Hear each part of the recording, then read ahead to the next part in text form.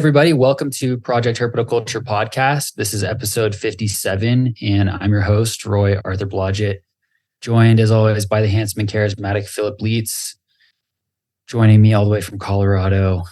He's up in the Mile High City up there. True. And and we have an amazing guest today, a return guest for the show, and I'm really excited to get into a discussion with him. But before we do that, I'm going to go through our housekeeping. And first, I want to give a shout out to Charlie for editing our audio and keeping us on the rails over here. Always appreciated. Man. And yeah, and I also want to give a shout out to Dylan and the Animals at Home Network for hosting us on their network. Go. Hey, look at that. Yeah, there we go. And I also want to mention our sponsors. So we have Custom Reptile Habitats, and they've been with us since the beginning. They are makers of premium PVC reptile enclosures. And they have a whole product line with universal rocks, all that kind of stuff. So if you're in the market for any of that, looking to make a purchase, if you do so through the link in our bio or description, we'll receive a small commission at no additional cost to you. And that's always very much appreciated over here. We also have Cold-Blooded Caffeine, and they are roasters of quality coffees from all over the world. We have a private label with them that's a light roast from Rwanda that's really delicious, but they have a whole bunch of different types of coffee. And if you're looking to try something new, order some coffee from them and use the code PROJECTHERP for 10% off your order. And then lastly, we have Fairy Tale Dragons, and that's Ron St. Pierre and Heather Moy. And they are absolutely shredding it over there with everything that they're doing, producing some really amazing quality bearded dragons, blue tongues. Ron is currently in mad scientist mode, getting ready to produce the most crazy emerald tree boas the world has ever seen. So give them a follow along with what they're doing and learn something from it, because they're doing some amazing stuff. And yeah, and lastly, we have a Patreon. We always welcome subscribers there. If you're interested in supporting the show directly, we're at patreon.com/projectherpetoculture. And yeah, with all that said, I'm very pleased to introduce our guest for the second time on the show, Nathan Carlos Rupley. Nathan, welcome. Thank you. Yeah, I'm super glad that you're here. Me too. It's really great to have you here, Nathan. So I know we were sort of just briefly shooting the shit a little bit before we started recording. So I'd really like to just start with to asking you sort of what's new for you since we last spoke, and we can combine that and make it like a 2 or 3 part conversation where we also talk about like what you've learned and what things have changed in your mind since our last conversation. How does that sound? That sounds great. Great. Take it away, sir. Yeah, I think it's been, about a year, and it has been a crazy year for my collection. I have unfortunately had a lot of animals die. Wow. And most of that, I can go through every single one and there's like a logical explanation for why it happened. And a lot of it isn't like directly my fault or necessarily any mistakes I made, but in keeping a collection, if it was somebody else and I saw them have that many animals die within a year, I would be like, okay, that person needs to take a step back. And so I've taken a massive step back. It's been a while now since I have like gotten anything new. So I've also learned a ton, both from things dying and from things being born, and from all kinds of experiences. I guess when we talked last, I had some fish tanks, but no actual fish in them. Just shrimp and snails and little ecosystems. In the meanwhile, I have gotten into and out of keeping fish. I want to keep fish in the long run, but my fish got sick, and I had to euthanize them, and now I'm trying to figure out what what I need to do about sterilizing any tanks that they were in and any tanks that I moved plants from their aquariums into. And so basically anything aquatic, I am in the process of taking down and taking apart. So, yeah. I also have gotten out of arboreal tarantulas and into terrestrial ones, especially Aphanopelma species. Nice. So, yeah. Very cool. It's interesting. You mentioned the having animals die, right? I think this is like not a lot of people talk about it, or the thing I mean, there's nothing wrong with this. This isn't a criticism of anybody or anything, but when they say, "Oh, I lost that animal," and it's like, well, you just say the animal died. It's like it's almost like the verbiage is meant to like soften the blow, or like and in some ways it's like, man, you could just it sucks when you lose something you care about, and it's always really, really hard to endure. I'm sorry you had to lose a lot of stuff. I mean, but I do think it does, it does happen when you're working with a certain number. As soon as you have a certain number of animals and the number of animals you're working with goes up, the reality is that things just happen more frequently. You're dealing with more things, you have more loss. Even if it's not just like loss of life, it could also just be like, I had somebody say to me a long, long, long time ago, it was actually Joe Hupp, if I recall. Yeah. I was on the phone with him. He said, once you get over a certain number, you always have some animal that is in need of veterinary care, like at any given point in time, like always, and I don't think he meant that you're always going to have something going wrong necessarily. I think he just meant that, like, just by the nature of having living creatures, every now, it's just, if you have a certain number, there's going to be a certain number of things that just go wrong no matter what you do, right? Mm-hmm. Whether it's a pathogen that comes in on some food that you had no way of catching, whether it's like an animal that's like getting old and it's just getting old, like it might not be anything you did or anything you had, anything that was within your power to control, but it's like animals get old and die like that. Some of them get old and they pass away, and that's part of it. So I understand it's difficult when that stuff happens. And so sorry you kind of had to go through that and deal with that. Can always be especially painful when you have to do that. What was your rationale? Why did you switch from arboreal tarantulas to terrestrial ones? Yeah. I'm curious about that too. I had an avicularia, like a common pink toe. Mm-hmm. And it was an older juvenile, and it seemed to be doing well, but it never built itself like a web, which would indicate it was probably stressed out. And it just one day its legs were starting to curl in. So like with tarantulas, they have like stuff that's kind of like blood that they use to keep their legs out, and when they can't pump that, they start to curl in, and it just wasn't moving around much. And then about 3 days later, it died. And those and some other of the closely related arboreal tarantulas, they just seem to mysteriously die for a lot of people. And it's gotten way better as people have like moved away from trying to raise their humidity by shutting off ventilation. So I had plenty of ventilation in. I don't know if I was still spraying like too much in there, if it was too humid for it or what, but yeah.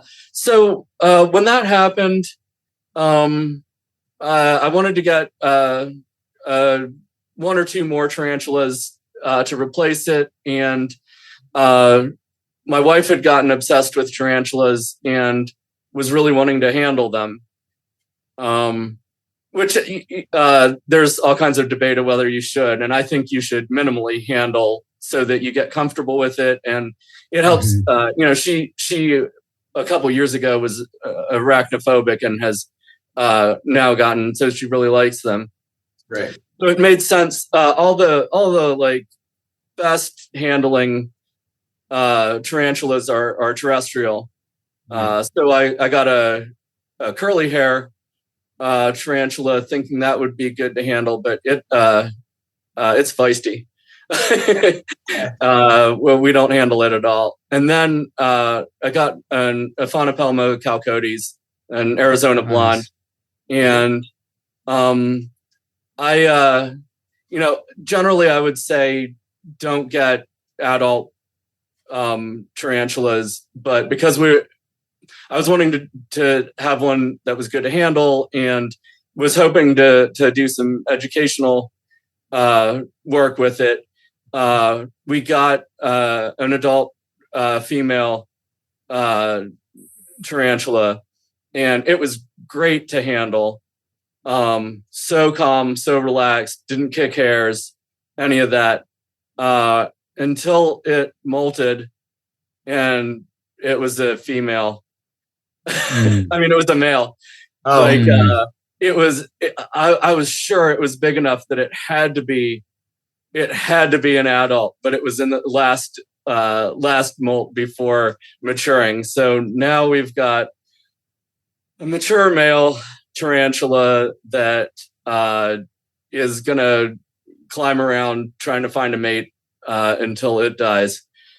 And I tried trying to find somebody that would take it, that has a female, and have failed so far. If anybody's watching this, email me, like look me up on Facebook or whatever, because I really I would rather have him like have one last good time and get eaten than just crawl around like looking for the rest of his life.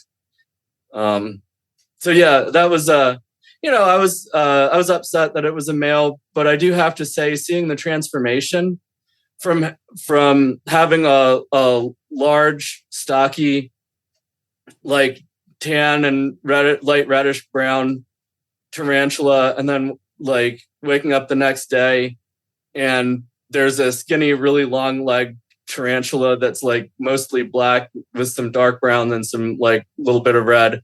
A totally different spider. It looks like it's a complete different species. So that was really cool. That is super amazing. Cool. It's great stuff. I've seen them in migration, like with the males, like they, once they reach maturity, like you said, they just start wandering. And there's a few times that I've seen that, like there's some places in Southern California where I've gone where they're just all over the place, just crawling around everywhere. And I actually have a really fond memory of when I was a kid, I was in Arizona with my dad, and my dad is into tarantulas. I've never really gotten super into them. I appreciate them, but I've never kept them or anything, but he has. And we actually dug up a female Arizona blonde and like went through the whole process. And it was really cool because it was like being on like a little scavenger hunt or something. Cause you're like, you're digging it up and you get to like, oh, here's a chamber. And it's like, this is the refuse chamber where it's just full of all these dead insect exoskeletons, that she had deposited away from her actual little roost. And then we finally got to her, she just crawled out right onto my dad's hand and handed her to me. It's just really cool. They're pretty incredible creatures. It's true. People will complain about them filling up their water dishes. Refuse. One theory is that in the wild, they sometimes put their refuse in a place where rainwater will wash it away. Yeah. So that's the thinking there. Totally sometimes they're just redecorating, but right. Yeah. Yeah. There's more going on than people realize, I think, a lot of times with animals like that. Really cool. Tarantulas especially. Like I'm really glad Richard from Tarantula Collective. Yeah, he does a great job.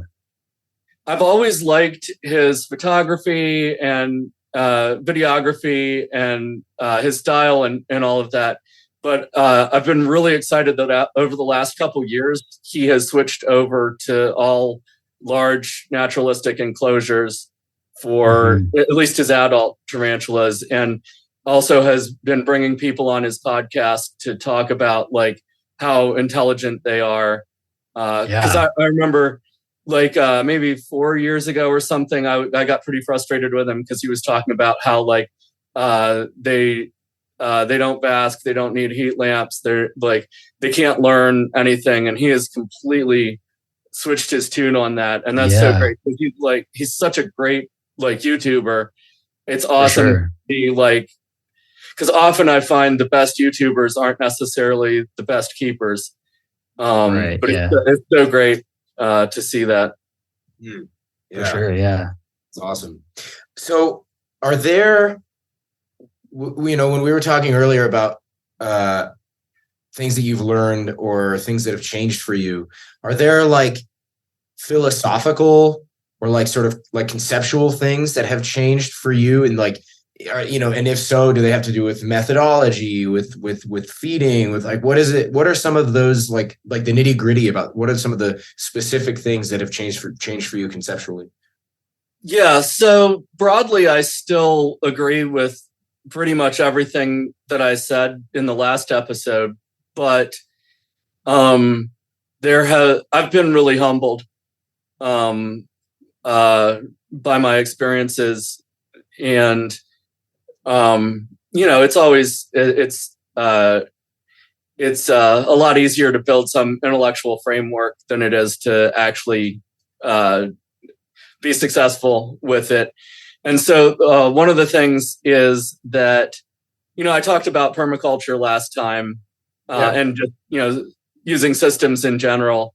One of the principles of permaculture that I used to love and now really wish that they would add a lot of nuance to it is they say integrate, don't segregate.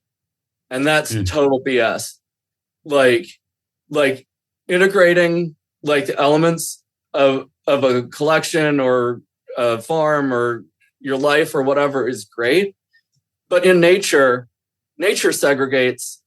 There's barriers, there's boundaries, there's, you know, cell walls, there's bark, there's skin, there's like, so the thing to me that I've been learning, and I already kind of knew, but I hadn't really thought about is, and you know, as an anarchist, I've, you know, like when I was a younger anarchist, I was like, oh, no walls, no boundaries, no barriers, no rules. And, you know, like my understanding has grown a lot over the years intellectually on that, but keeping animals my failures have taught me that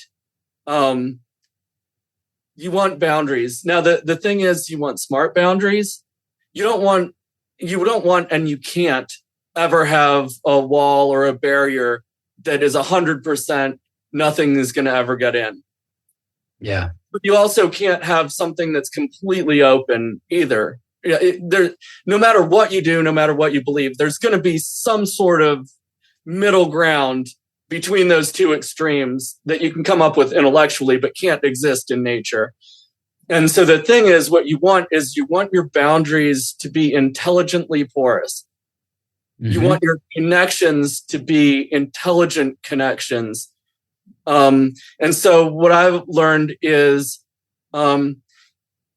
like say with my fish, which is the biggest one, was that I figured I could, because the independent fish shop near me, there was the white cloud mountain minnows, which was the main fish that I got.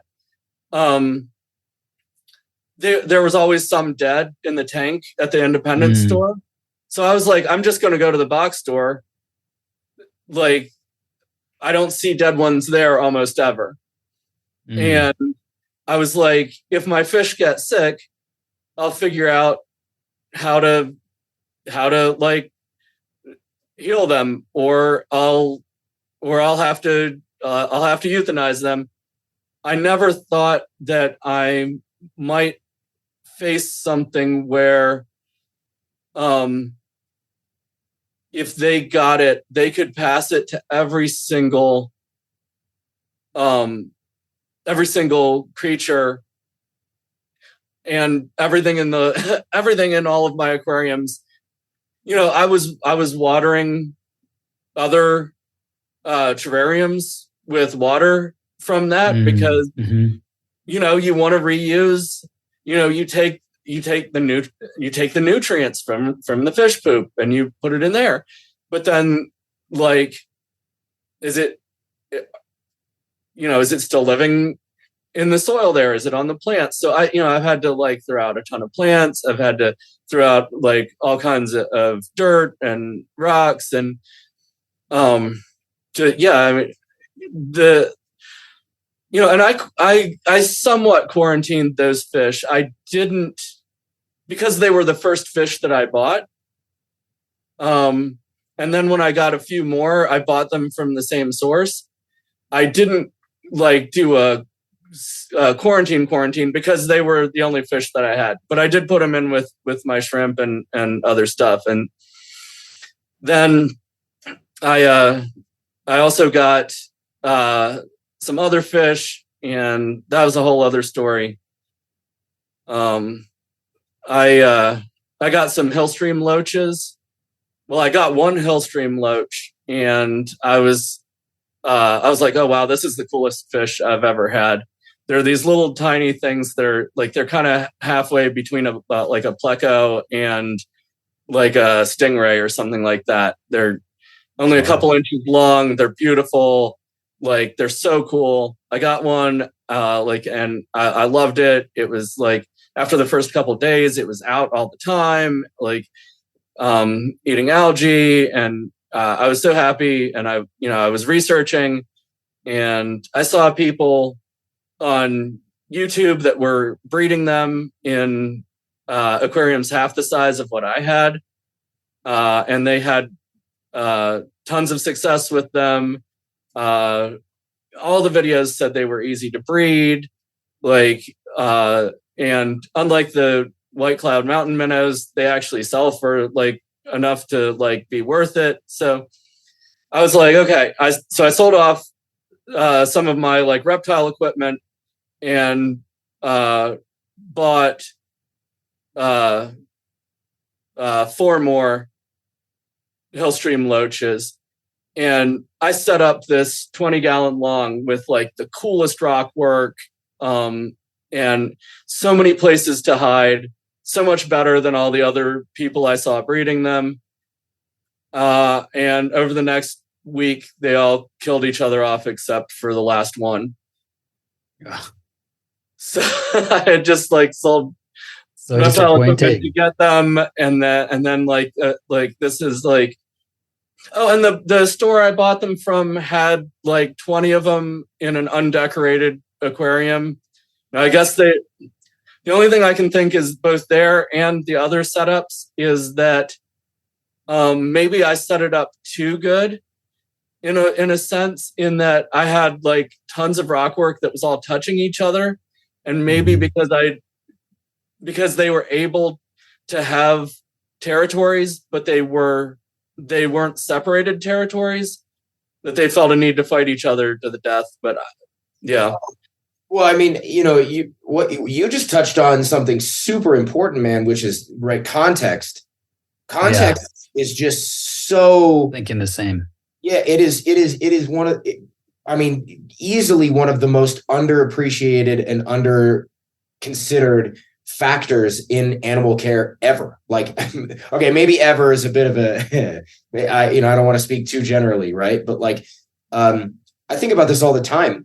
I can't tell you how many times someone has mentioned having a Euromastix that they got that was really, really friendly at the shop, super, super cool, really relaxed. They get it home into, as you said yourself, so much better of a setup, 1,000,000 times better. And all of a sudden the animal's terrified, doesn't come out, rips away when they come into the room. And it's that animal, the context changed everything, even thinking from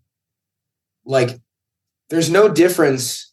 The only difference is one of scale between the difference between a pet store enclosure and a home enclosure, and the difference that occurs between summer and winter. Like, it's really just a matter of scale, but that's a change of context, right? And as soon as the context changes, you have different behaviors, you know? I think a lot about like locusts, you know, like grasshoppers are grasshoppers until a certain specific set of parameters are met by the environment, which drives them to change into locusts, and you have a different thing on your hand altogether. Now, that's a relatively extreme example, right? But like those kinds of things matter so much. And I don't know. I mean, I have wondered for a very long time if, you know, I've so probably to the point of annoyance to people talk about how I house so many of my animals solo. And there are times when I'm convinced that it has to be something about the way I set up the environment that drives them to be very territorial. Now, I don't know, right? I don't know for sure. And I have lots and lots of examples of how the same has been true for other people. And I mean, all kinds of things, you know, but I think about it all the time. I think, you know, how come that can work? You know, I'll see it somewhere else and I'll say, I see these people housing their Pilbara rock monitors together year round with no problems, but mine go together and they fucking hate each other. You know, every time I throw the male back in with the female goes off food for a week and a half. And it's like, even if I separate her in 2 hours, if I separate the male out in 2 hours, and it's like, what am I doing wrong? Like, what context is going wrong here? You know? I think so. I don't know. I think that's a great thing you just touched on right there. That's just context. Context matters. Yeah, Bill just raises all of his lizards to be haters. True. It's true. I select for the haters. As a matter of fact, it's a method of phenotypic refinement. Actually, I like all my lizards to be elitist. They should be the only ones in their position. That actually reminds me of something that I was gonna say. You've talked a lot about domestication, and one of the issues I have with domestication is that it often breeds for softer, weaker animals. Mm-hmm. But that's actually not necessary. Like, there's animals that have been bred to be tougher, meaner, stronger. Fighting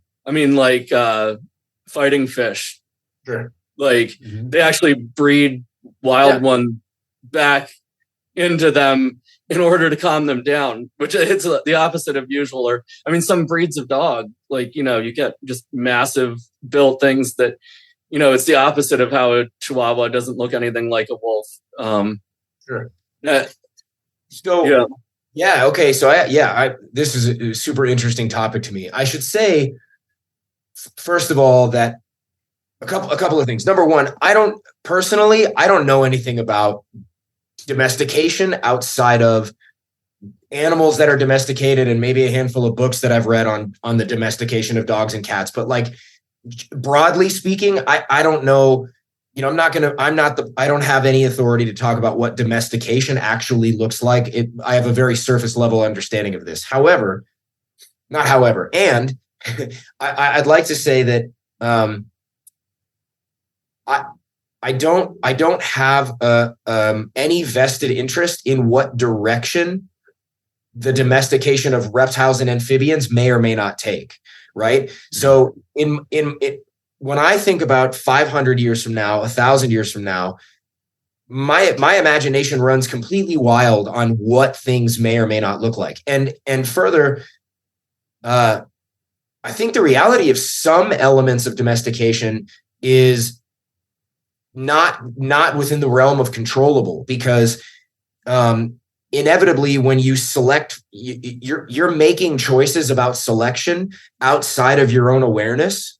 Right. So even if we say I'm not choosing for specific traits, I'm just picking animals at random. Well, there are going to be factors contributing to the things that you use to make those choices that maybe don't enter into your conscious awareness, that downstream could, in 150, 200 years could have huge implications for an entire population, right? So there's that part of it. But the main thing I want to say is what you started out with there, where you said that sometimes domestication can select for weaker, softer, et cetera, et cetera.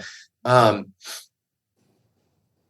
don't disagree with you necessarily, but I have a slightly different perspective on that. So when I think about what domestication looks like in any animal, really all it is at the end of the day is a change in the environmental and selection factors that affect a population of animals, right? So in my mind, there's not a lot of difference between like the human environment and a desert environment or a rainforest environment or an alpine environment. We're just talking about different environments. So when I think about saying a domesticated animal can sometimes be weaker, softer, whatever, to me, that sounds like a value judgment rather than, where I would never say that like a rainforest animal is like weaker, softer, and less capable because it wouldn't be able to survive in a desert environment.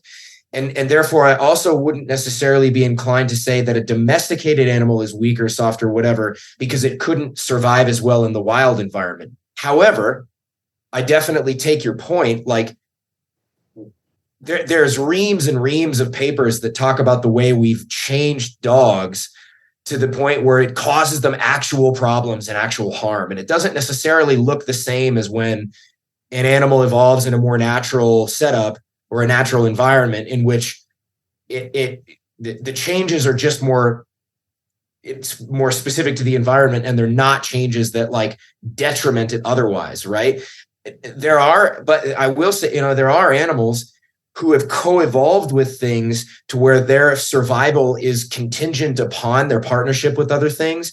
And it's never framed in like, oh, this dependency is unhealthy or unnatural. And so like, sometimes I think about dogs that are, like a pug that can barely even give birth on its own. It's like, is this a weaker, softer animal, or is this an animal that's just been incredibly successful at co-evolving and making sure that in like sufficient numbers of it survive into the future by partnering with this weird hairless monkey or mostly hairless monkey, right? So I don't know. I'd love to hear your reaction to that. There's a lot there. I think one thing I'll say real quick is some of the comments I've heard you say through listening to the podcast is I feel like you come up with a really insightful, intelligent, worthwhile point, and stuff along the lines of that there's when we domesticate, there's a certain amount of it that's outside of our control, and subconscious and stuff like that. And I'll agree with your point, but then I'll feel like where you take that is it sounds like to me, and I'm not saying this is what you're saying, but what it sounds to me is that sometimes you then have a defeatist attitude about trying to rewild the species in captivity. So my point with rewilding is it's an ing, it's an ing. It's not an endpoint. The goal of rewilding humans or our captive animals is not that we're never gonna like subconsciously cause stuff that's gonna make it different. Not that there's even in nature is some static place that is the right thing. Yeah. But it's just a process that indigenous cultures, I'm a huge fan of hunter-gatherers, but I'm also a huge fan of indigenous cultures that have domesticated animals, and plants.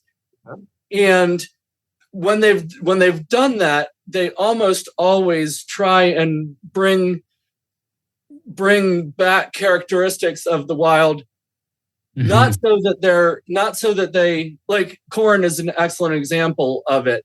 Like, I'm not saying that people in Latin America wanted to keep it as a wild grass with small seeds, right?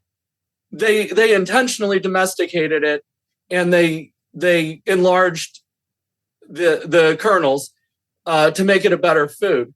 But they also would intentionally open grow it near wild populations of it, so that there was always some amount of rewilding going on, even as they took it in whatever direction.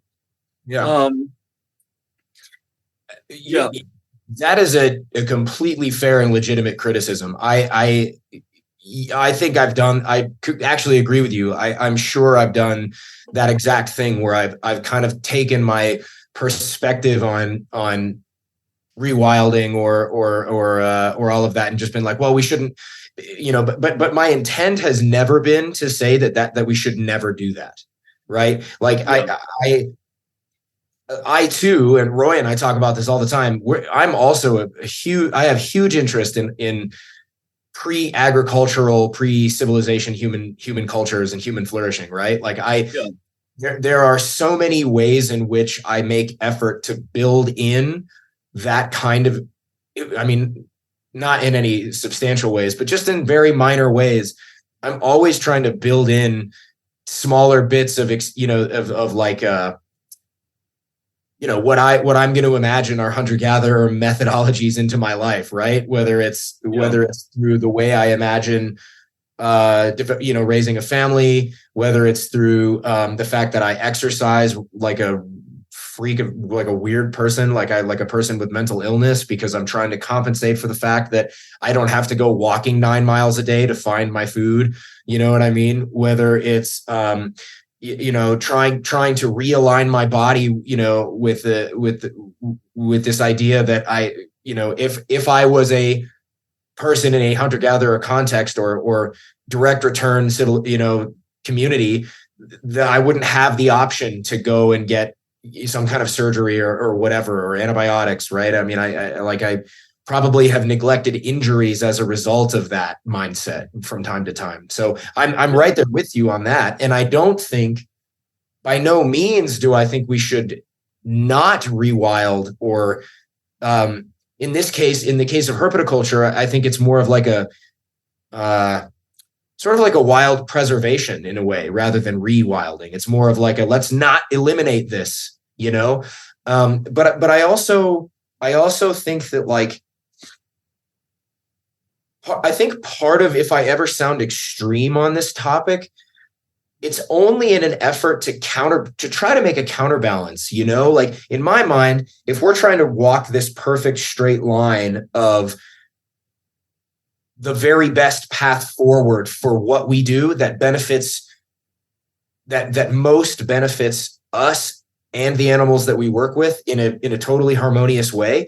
If we're trying to walk this perfect line, in my imagination, we're probably going to do this a lot, and so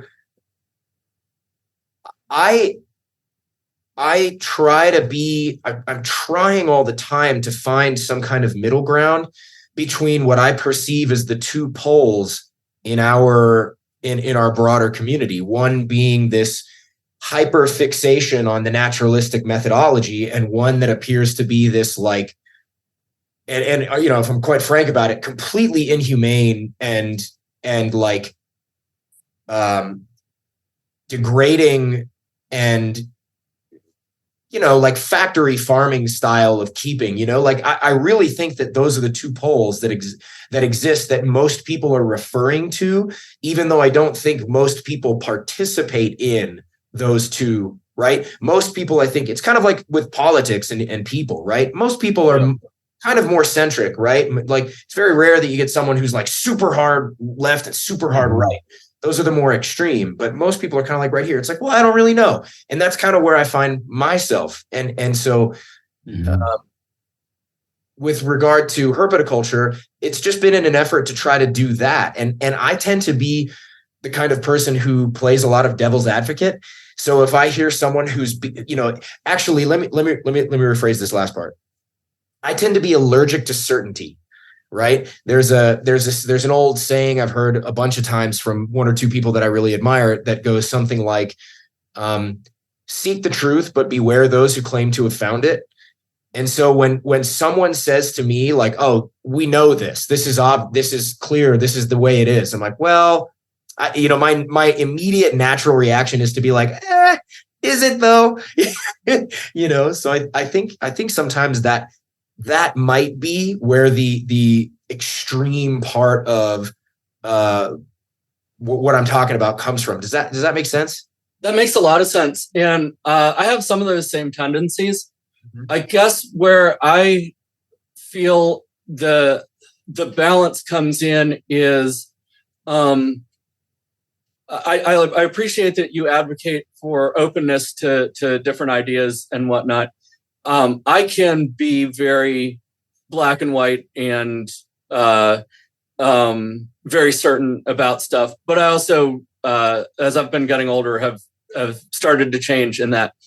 I guess that I view it. I view the naturalistic keepers and rat keepers, or whatever you want to call them.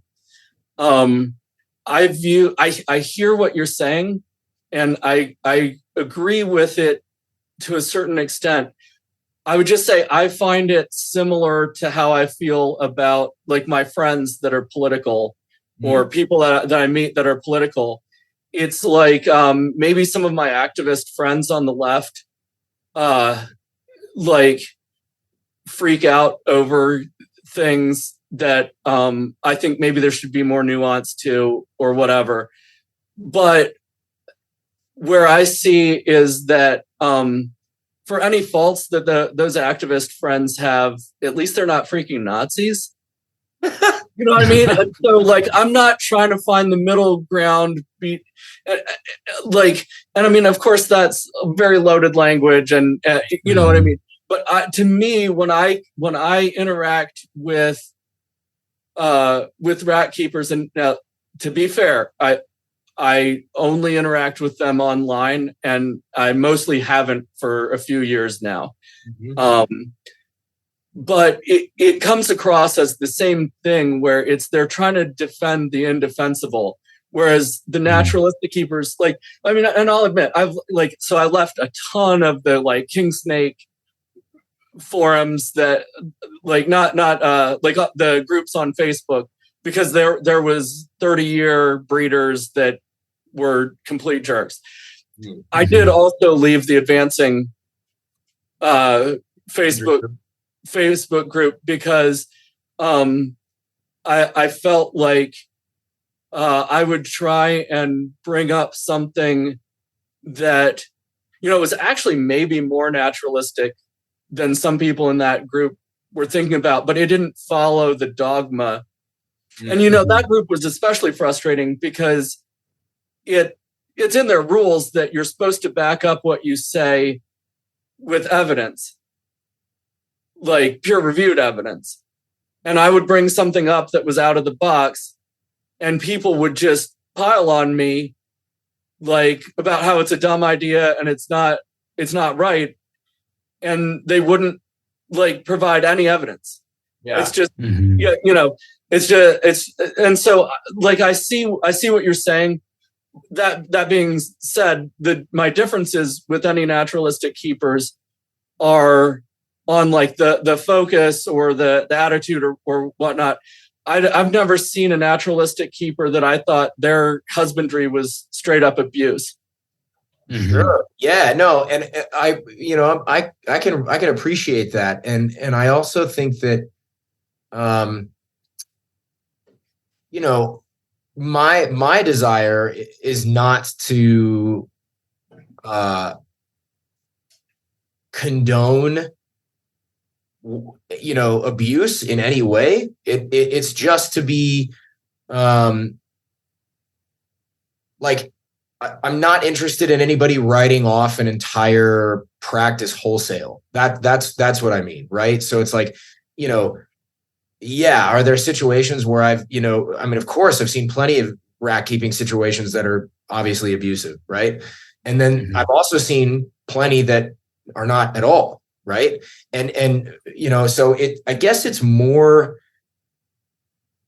for me, it's more of like an allergy to the extremes in either direction, right? So you just mentioned the Advancing Herpetological Husbandry group, and you kind of getting piled on, where it's like, well, they were demanding evidence from you to prop up your claims, but not presenting any evidence to break down your claims, right? Which can be kind of a weird, a kind of hypocrisy in some way, right? Yeah. But, also the idea, like this, okay, the idea that in order for something to be valid, it must be peer reviewed or published in a journal or whatever.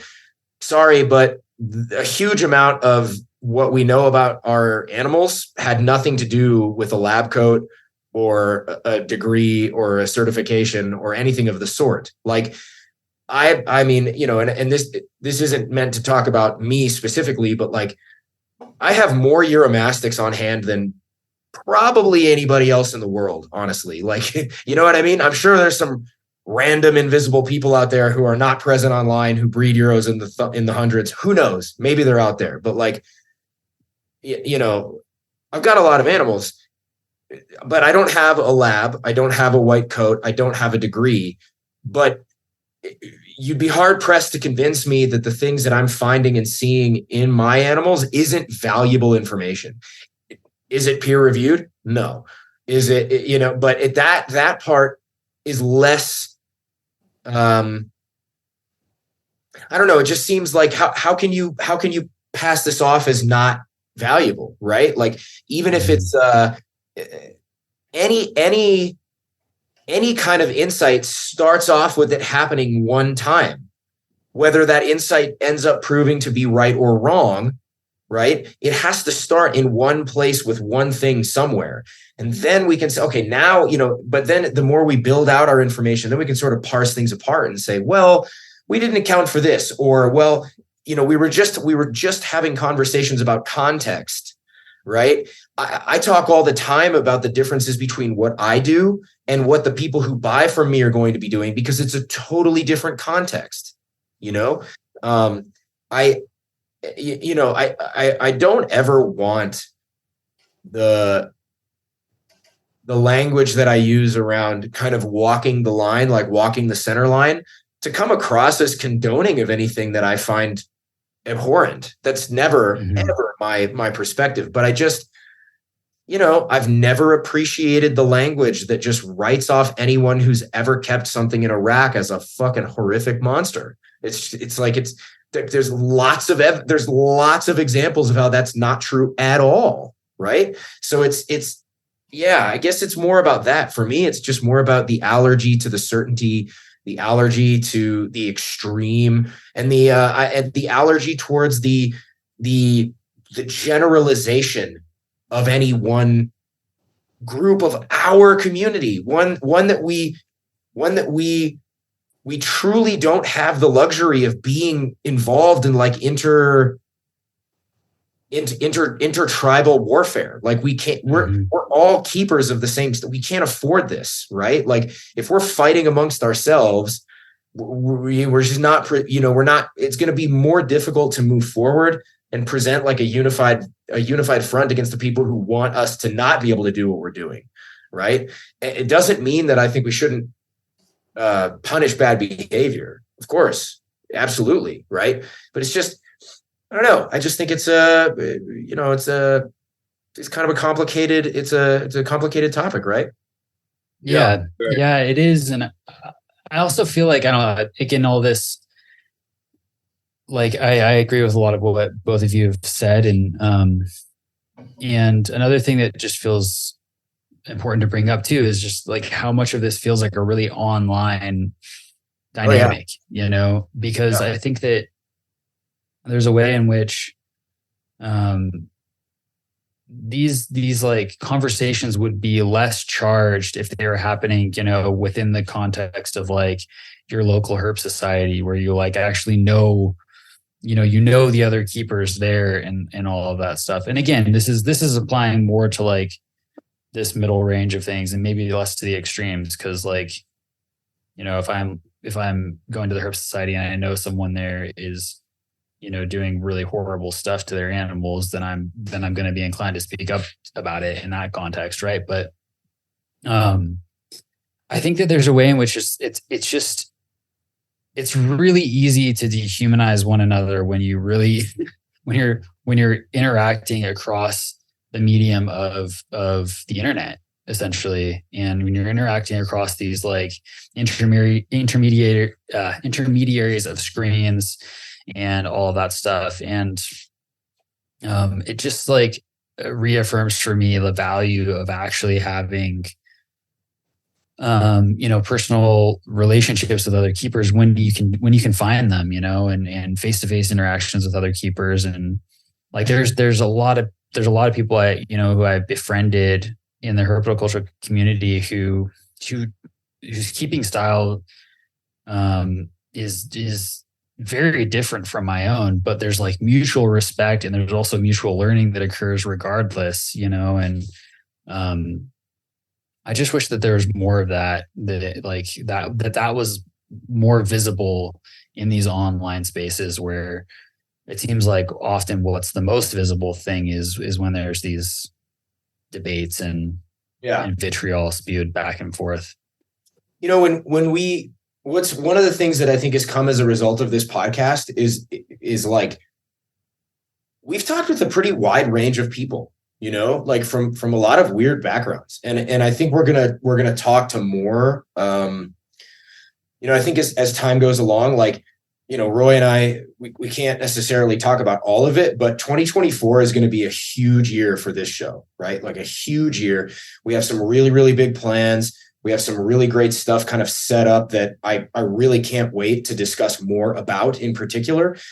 But with that said, one of the things that I think I've learned is like, even the people who I thought would be the most like die hard in one camp or another follow somebody or pay attention or will cite someone as like, oh, I love what that guy's doing. And it's like, well, that guy's like he keeps probably in a way that's like the antithesis of the way you think they should be kept, right?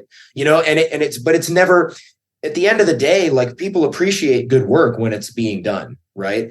Mm-hmm. And it's been really, really, really interesting. And I think, Roy, you just pointed to something spot on, which is like, if you removed the online element of this, I think things would be a little bit less tumultuous in some way, or at least possibly.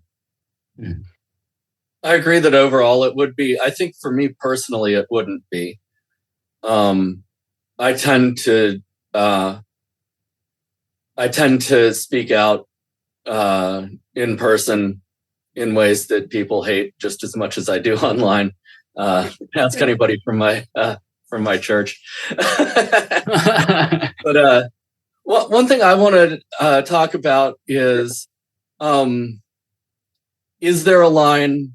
Where's the line? What kind of line is it between people that are in the community and people that aren't?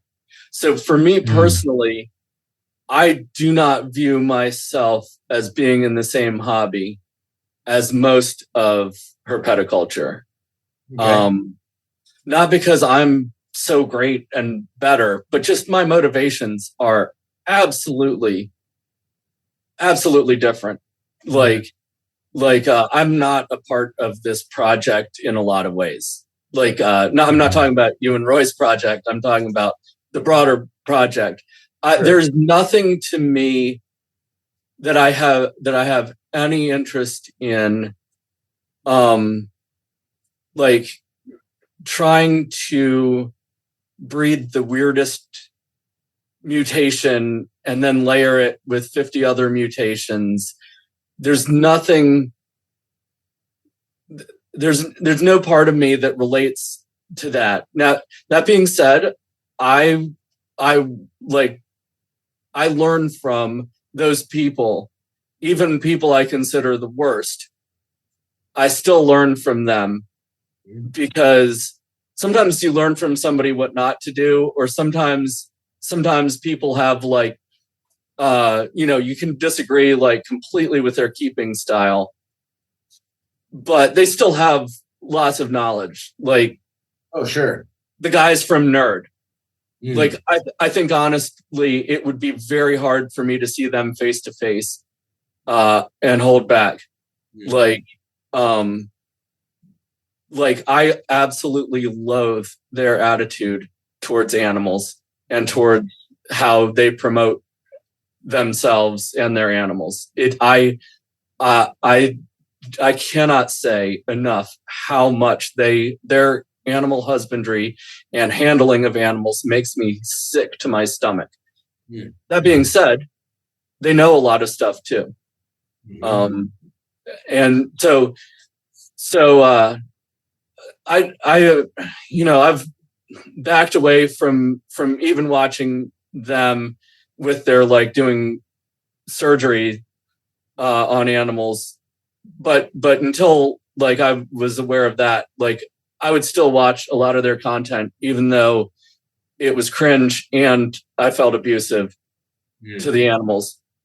And there's a lot of YouTubers that I watch on a regular basis that I don't like how they keep. I do have to say a lot of them have changed. Yeah. And moved towards the naturalistic way. There is still kind of an attitude of refusing to condemn some of the worst people. So, and the other thing is like maybe being allergic to the extremes is fine. I'm kind of allergic to the center sometimes. Because it feels like it's artificially between the two extremes, and the center's not necessarily right either. And I feel like, so I wish, as somebody who comes from punk rock and anarchism and all that, where people tell each other off over the most minor, like completely pointless little thing, my style, and I've been changing and I've been growing, but my basic style is I tell people what I think, and I trust that grown-ups can like handle criticism.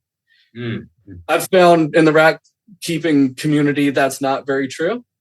Of course, nobody likes very few people like having you tell them that they're wrong, but like anyway, so what I wish, so I see an alliance that can be good, but I think can be a little problematic, where I see it both in politics and in reptile keeping, where kind of the center and the somewhat left or somewhat naturalistic keepers are really nice people, and they don't want to like say bad stuff, even if maybe they've moved pretty far into naturalistic keeping. There's this there's economic pressure, especially for public personalities, even if they've totally changed and moved in this direction pretty far, to not call out bad behavior, even from the worst people. I mean, I know with like the Slither files, my personality is more like Rodney's personality, and to me, it made no sense that there were so many people that were so aggressively trying to keep Slither files from spreading beyond Samson. To me, it's like a ton of those retic breeders are their husbandry is horrible. Like, and it while it's not his level of horrible, why try and isolate just Samson and not people that have 17-foot snakes in 8-foot enclosures with not even a branch, and it's 1 foot tall. Like, to me, it's like, so what I wish the people that are promoting, and I have a lot of respect for the people that are promoting a positive approach, right? Not like the infighting and all of that. But I wish they would play a little bit of good cop, bad cop with me. Because different people learn in different ways. And I think a lot of times if you get like some pressure from the more outspoken, like in your face type people like me and Rodney and people like that, and then somebody comes along who might agree with us but has a whole different approach and is super nice, it actually can work better than just if we're all like super nice. Does that make any sense? Yeah, no, totally. Absolutely. I mean, also I learned by being confronted. Oh, sure. Yeah. I would not be who I am if I hadn't say some of my views on Native Americans I would never have learned that if I hadn't had people flat out like throw it back in my face that I had subtly racist attitudes, even while I was what most people would call an SJW or whatever the current bloke or whatever. Like, like I never would have learned that if I hadn't had people just completely tell me off. And so, I think it's important to like have a lot of people that are trying to reach out in a more positive, constructive way. But I also do think sometimes you just have to like say it. And if they can't handle it, they can't handle it. Yeah. I think a lot of my desire to be more centrist in a lot of ways is mostly an acknowledgement of the ways in which I don't have all the answers, right? Like there are so many examples in my life in which I have been wrong, or I haven't had the right answer. I've changed my mind. I mean, you name it. So I just tend to be more, at this point in my life, it just feels a little bit more like, I don't know, I just kind of prefer to take that stance. The other thing is, I think that you are a little bit unique in that regard. I don't think most people like to be called out and hit over the head with the thing that they're doing wrong. I think the average person responds a lot more to example and that sort of thing than anything else at all. I've said before, like in various contexts, call out the behavior, not the person, because you can call out a behavior and let other people figure out for themselves who where that's happening. I've told this story before, but I've told one of the things that taught me this was an experience that I had in collared lizards, where someone that was like a contemporary of mine when I was working with them, along with a handful of other friends, photoshopped a photo, like a wild photograph of a collared lizard into a terrarium, and claimed to be first person to breed it. And when I called this guy out on a Facebook group and was like, hey, be careful about where you buy from, because some people just straight lie, there were a number of people in the comments and subsequently who were like, well, it's just such a shame to see jealousy and all these other things. It's like, wait a minute. You think this is jealousy? You're not paying attention to the fact that this guy lied to you? Like, this doesn't matter to you that this lying happened?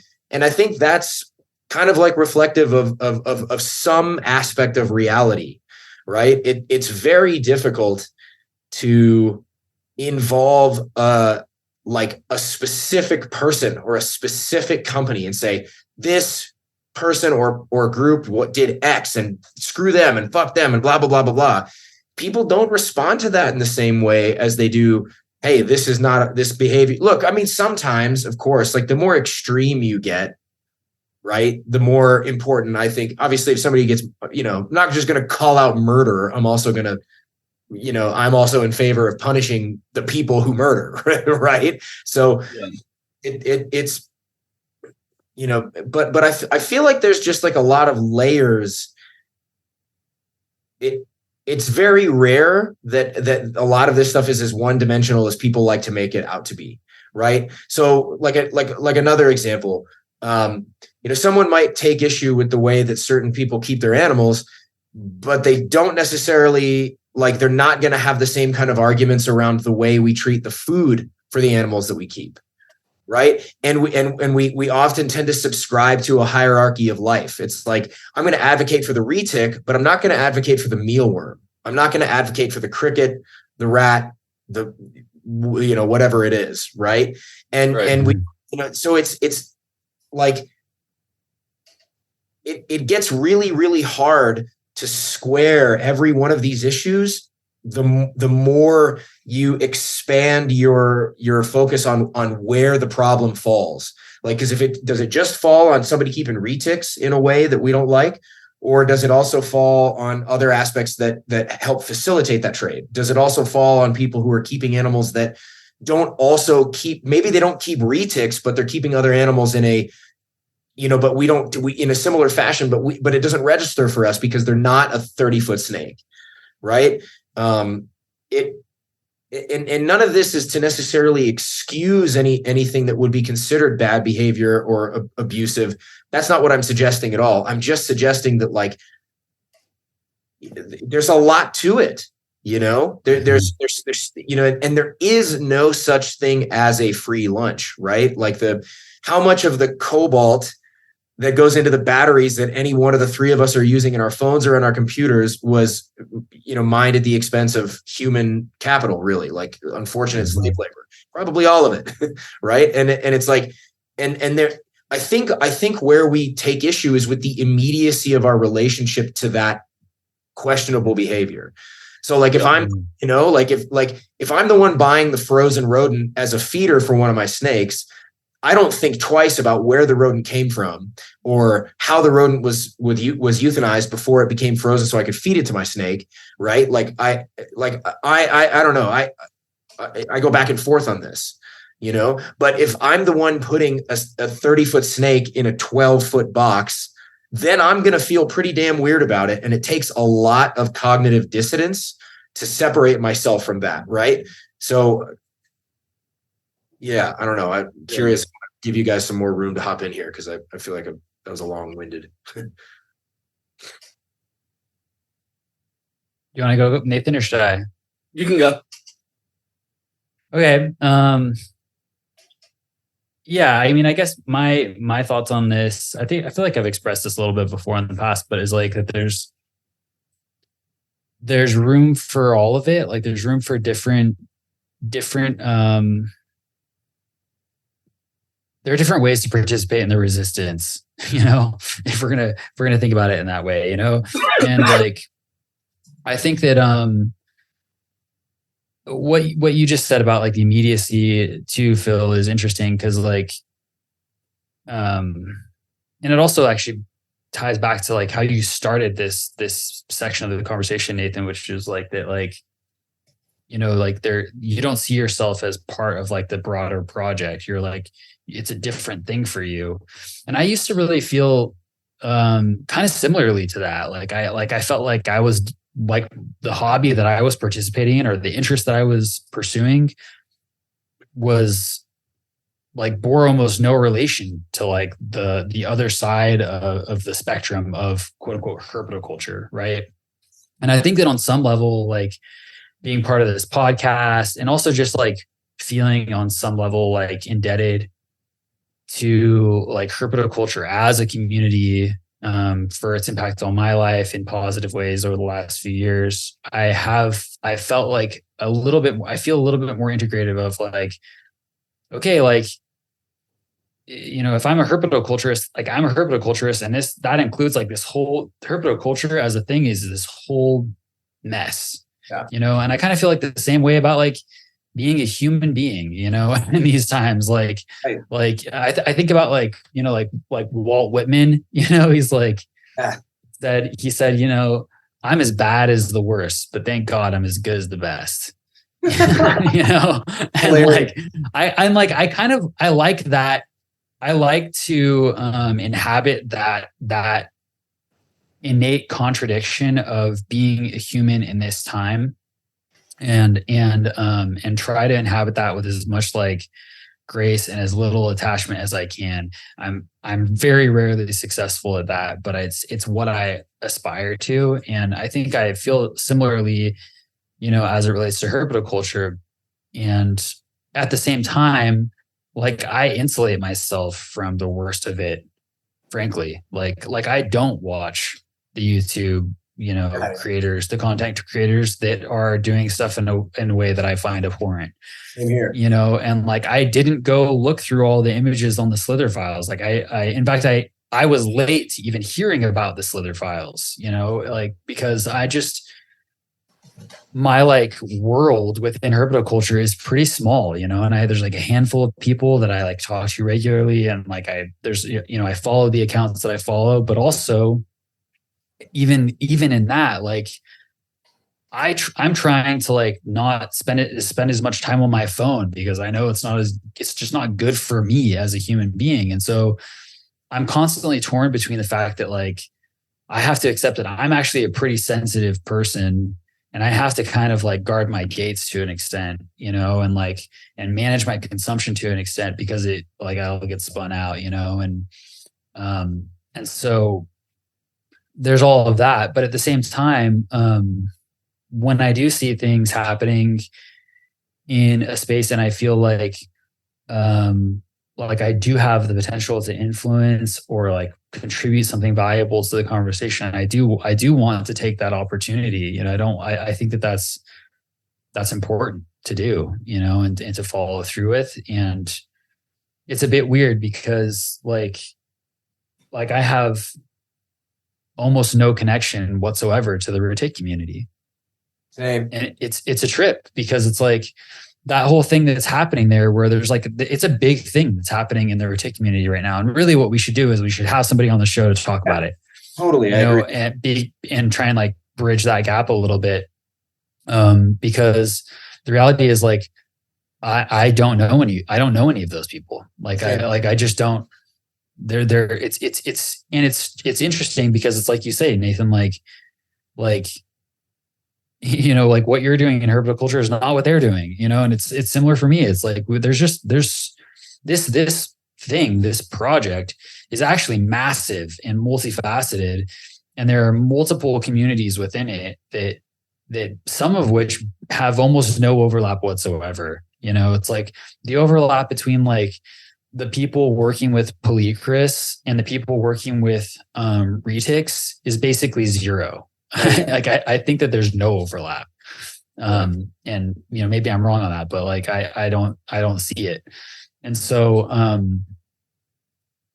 it gets complicated, because ideally we would have more opportunities for like connection across these silos and these differences. And again, I think that this is like, I feel like I say this all the time, but it's another byproduct of this like very online world that we're living in, where, it's like you don't go to your local herp society meeting, where everybody in your town who's a weirdo because they like reptiles is going to show up, and they're all doing their own different weird things.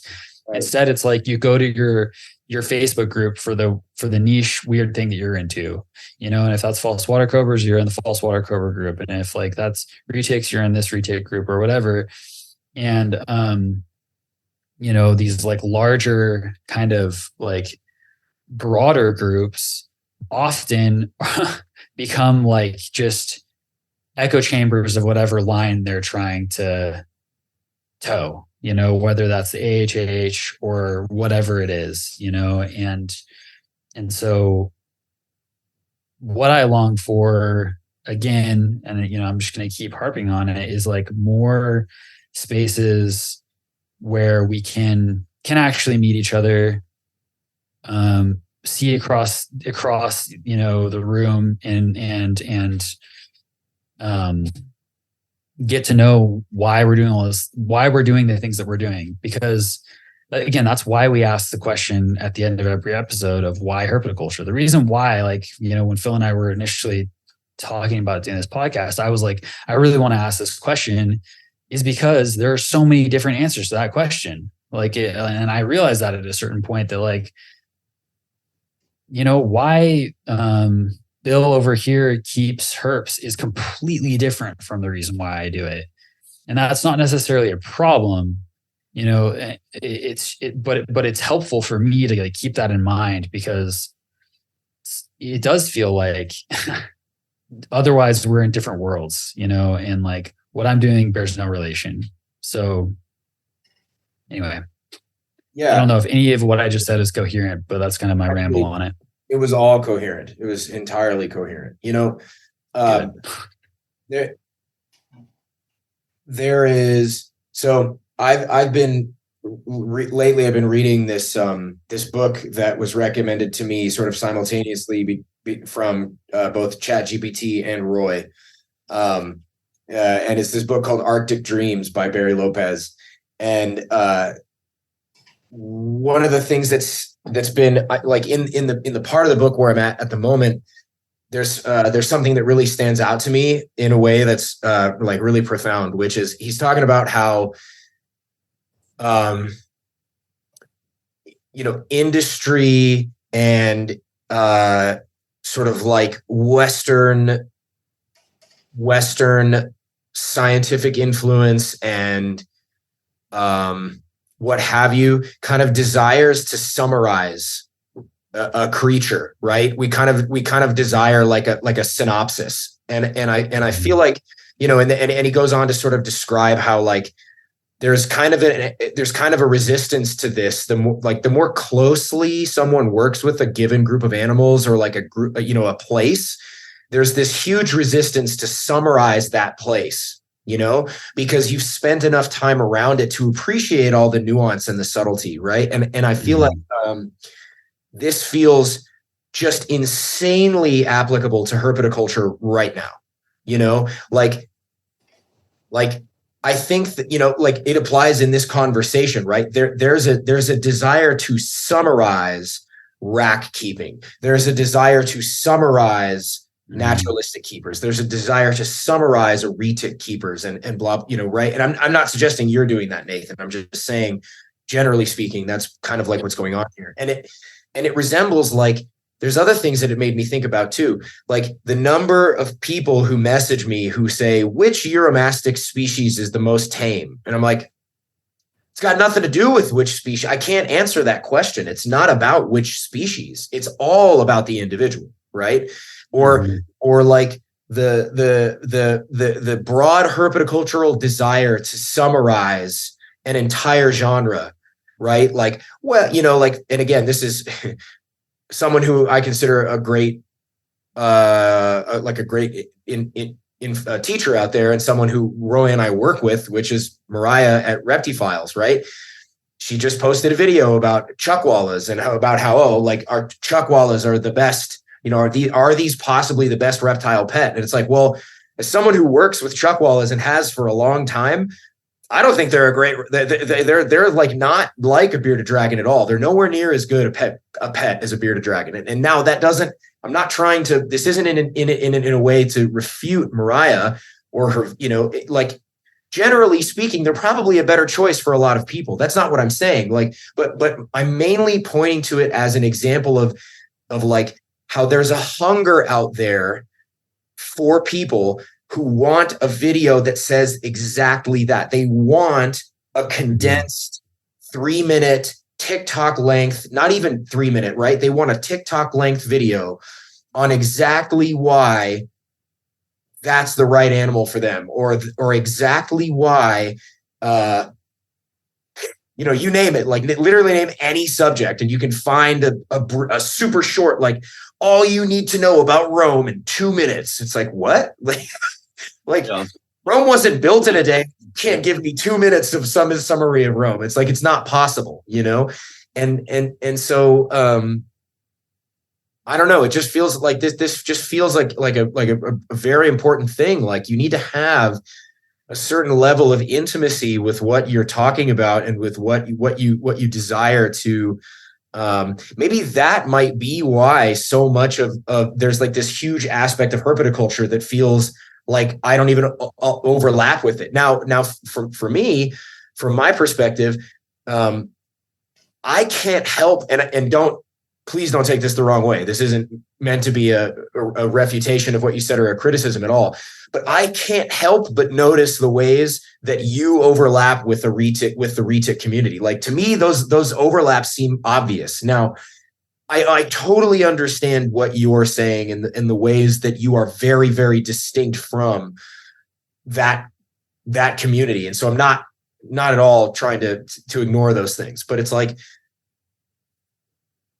I think, like, that's why I brought up the book, is because right now, the thing for me that feels most important is to be resistant to the desire to summarize, be resistant to the desire to move towards one end of an extreme or another, and to I don't know, really, really appreciate that all the ways in which we might be wrong, or that we might not understand completely, the desire to be so sure that we have a clear picture about what's happening, I think is what, for me, is what feels really, really poignant right now. I don't know.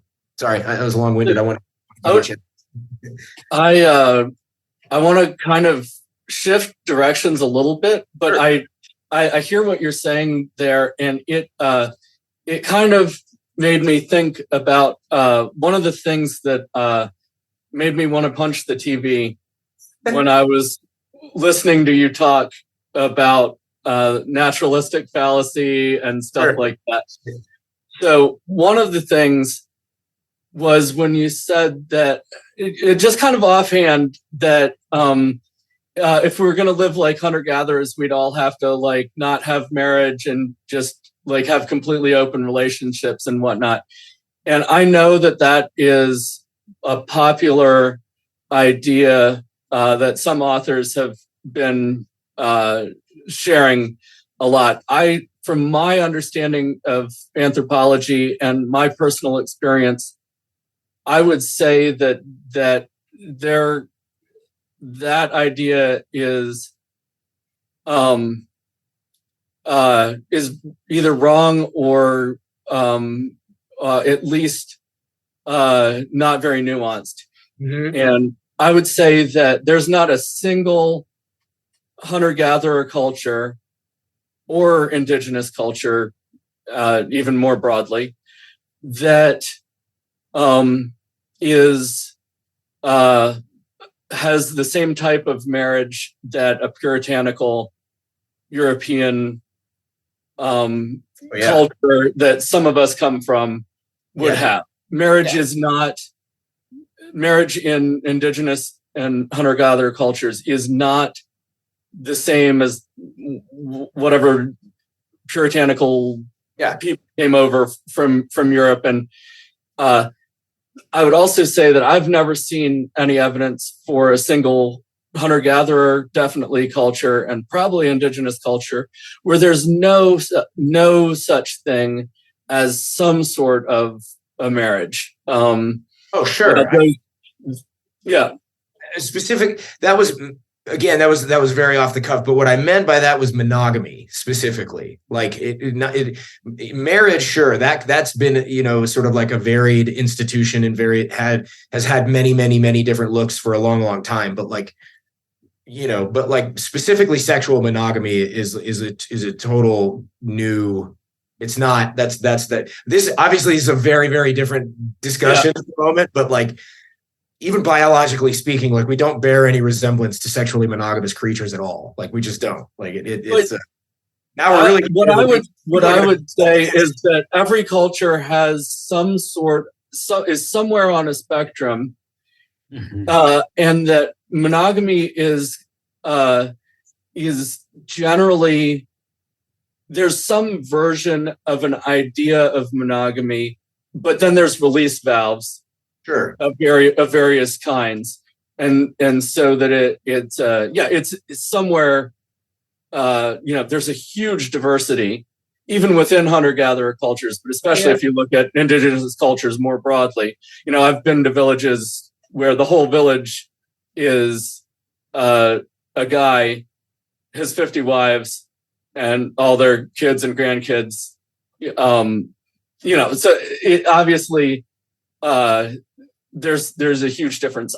the one last point I would make is it seems to me, from my understanding and my studies, that the older the culture is, the more matriarchal it's likely to be, and the more there will be some version of something resembling monogamy, although it's not nearly the kind that we're often talking about.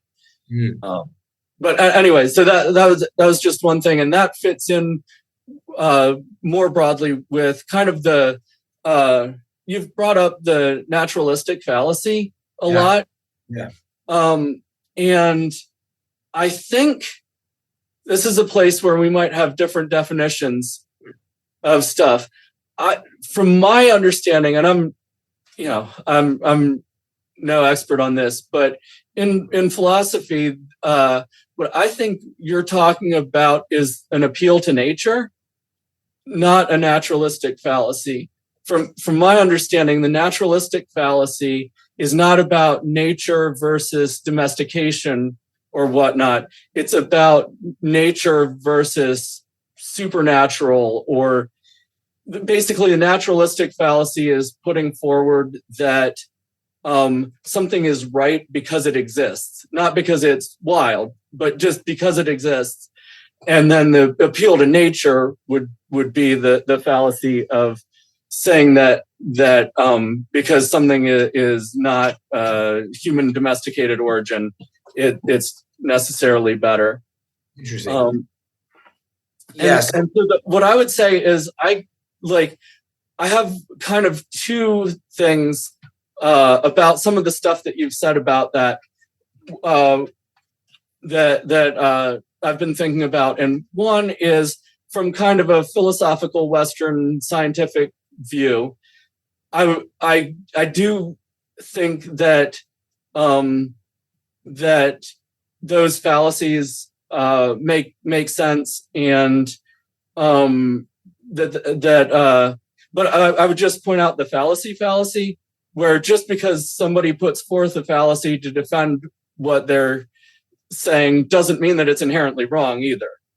Sure. Like I could do ad hominem right now, and maybe I'm still right even if I did ad hominem, right? Like, then the other thing that I think is that from a Western perspective, our philosophy and our beliefs about how you approach the world assume kind of a blank slate of that you intellectually start by wiping everything clean. Yeah.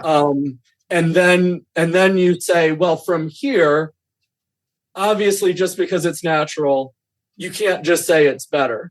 Whereas I would say from cultures that are embedded within nature and have less of a 1+2 logic and more of a relational logic, to say that choosing nature, at least in the big picture, isn't always better, doesn't make sense. If nature is your parent, if nature is your guardian, if nature provides everything for you, then to say that a return to nature and to choose to move away from domestication, that just doesn't it doesn't fly. But I'll admit that you start with a presupposition. Yeah.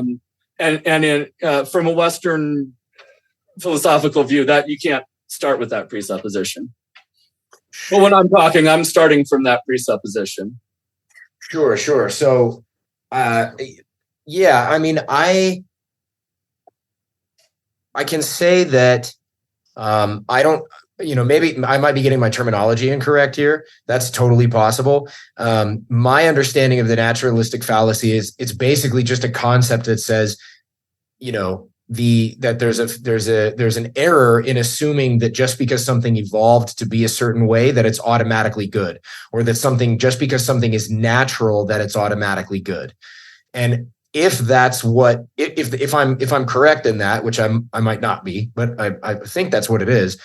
But if we're going to take that as a truth, which I think we can, I think it's I don't think there's nothing about that particular error to me that seems incompatible with reality. Something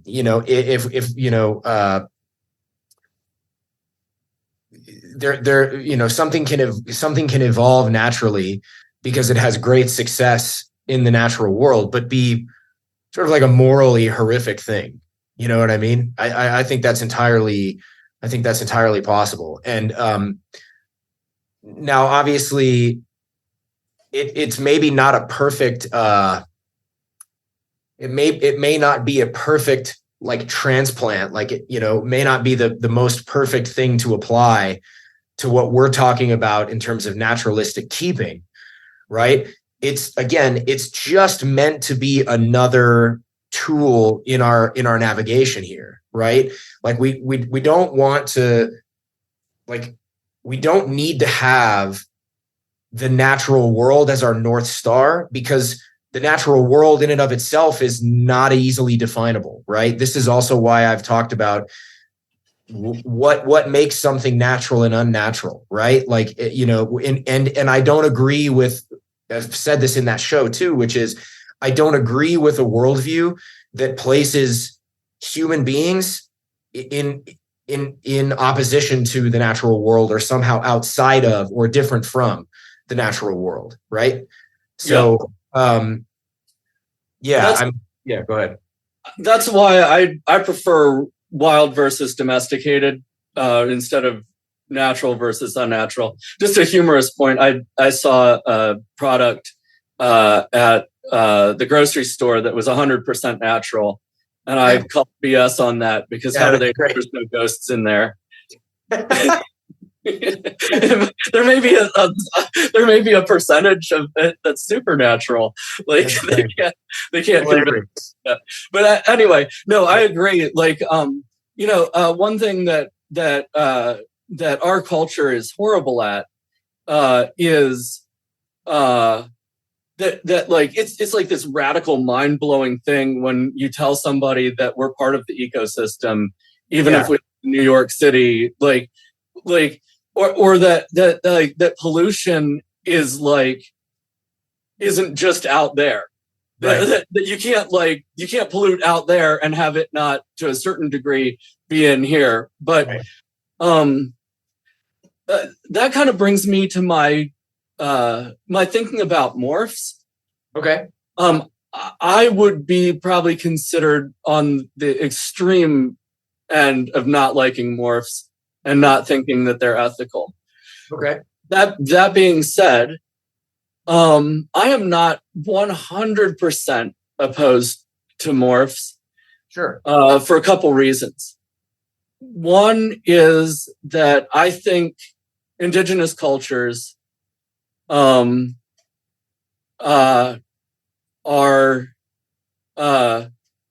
ironically the people less likely to push morphs really far, but also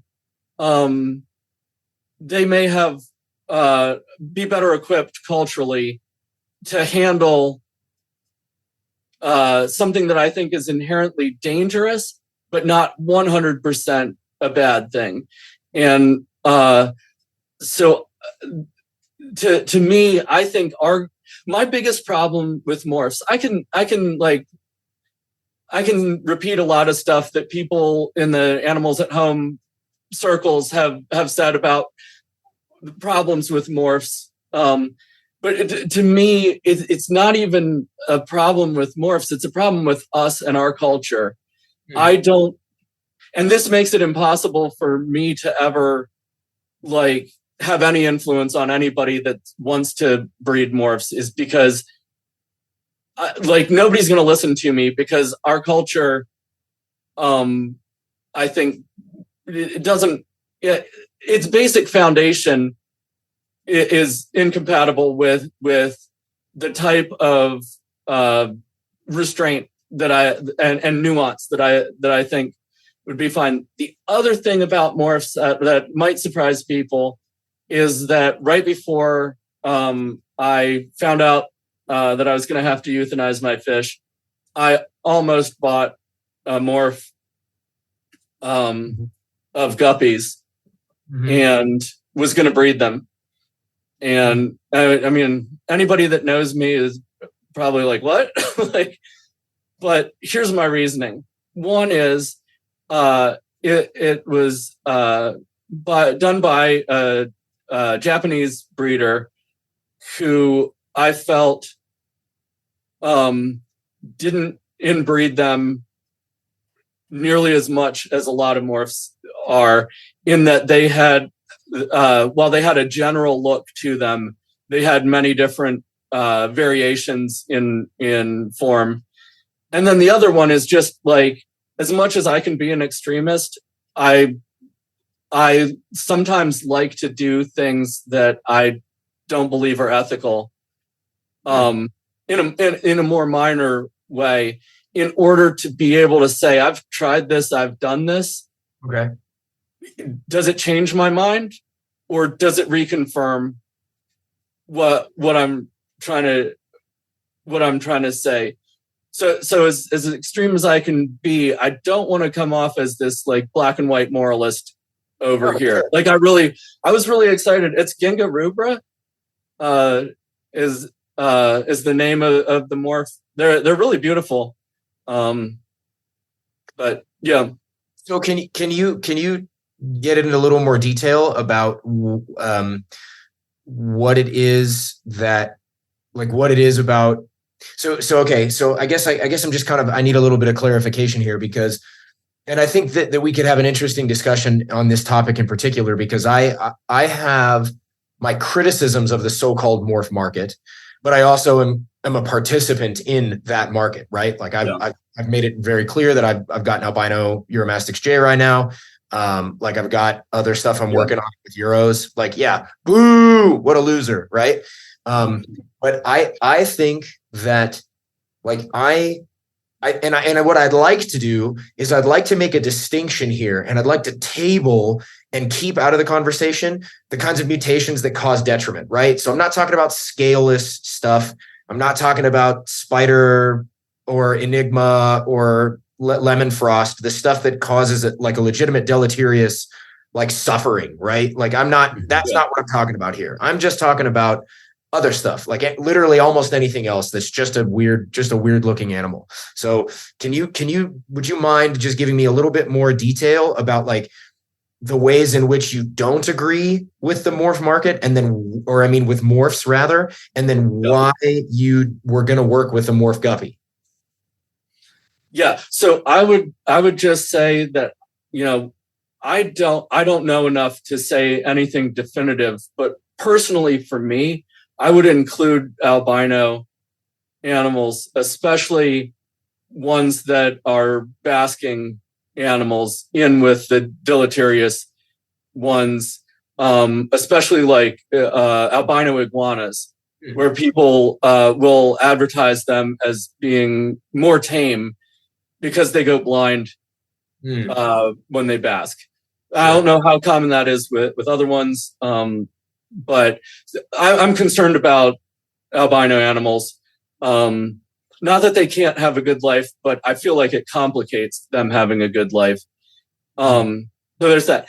Other than that, I just think our culture has thrown out a lot of taboo, and is not good at putting brakes on. So here's one thing, like spider. That's one of the ones that you listed as deleterious, and I completely agree. Mm-hmm.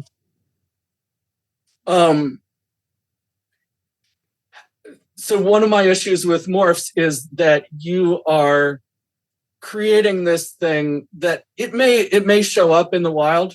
I think they may, even in very specific locations, occasionally show up in the wild. So it's not a black and white 100% that that's a wrong animal to exist or whatever. Right. But people, so Kevin from Nerd bred those.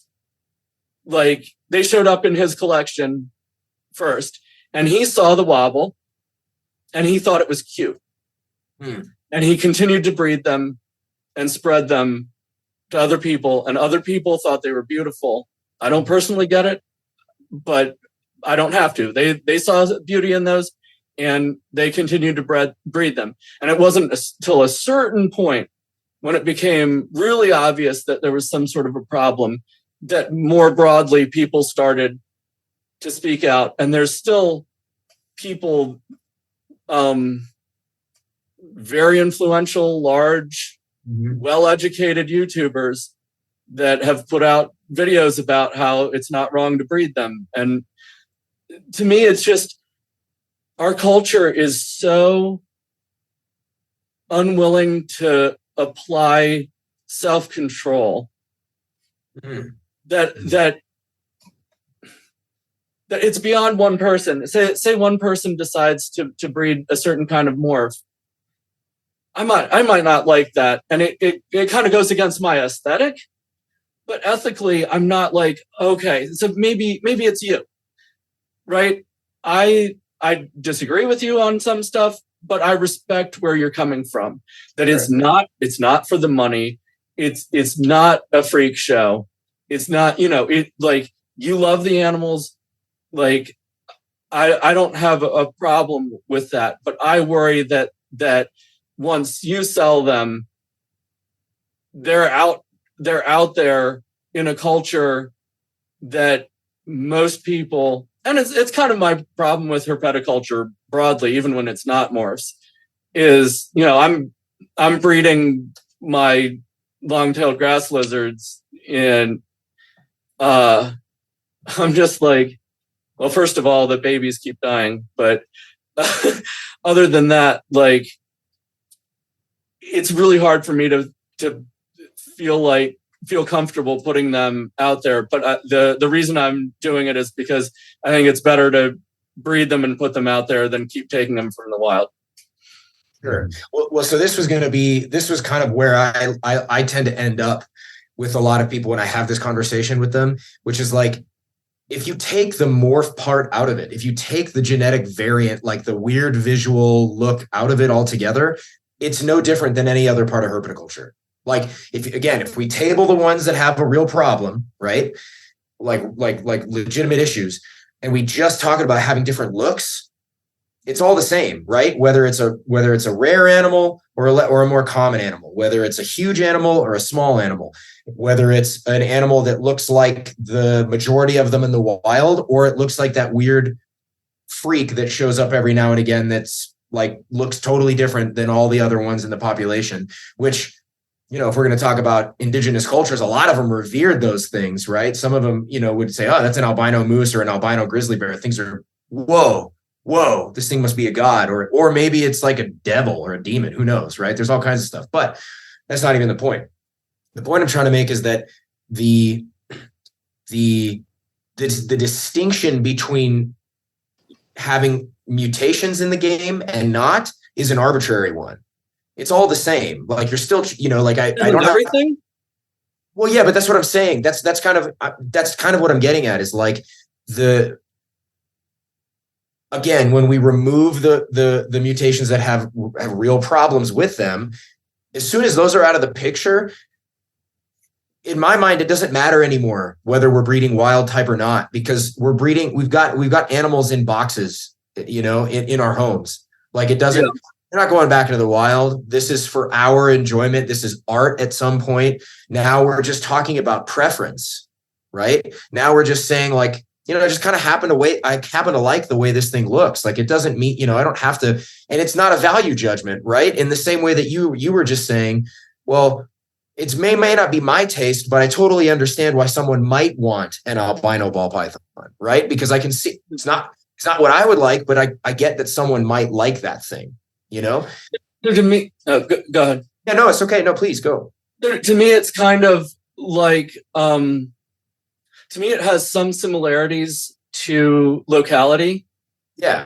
Where I think the motivation behind breeding locality is generally better than the motivation behind breeding morphs. But one thing where I have issues with both is that you're breeding in captivity with a limited amount of stock, and it's encouraging inbreeding, which could be a problem and could completely not be a problem. Sure. But I feel like our culture, it's like peyote. Like, I don't think most people in our culture should be doing peyote.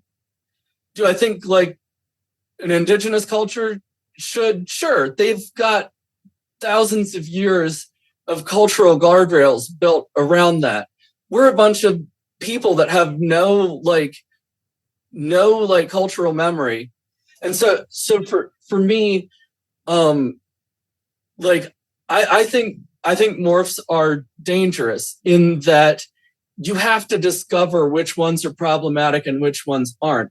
And for me personally, breeding is already inherently a dangerous thing for those animals in that we're dealing with a smaller gene pool where we have different selection than in the wild. And I just don't understand why we would breed things that have recessive mutations, and then just the marketplace.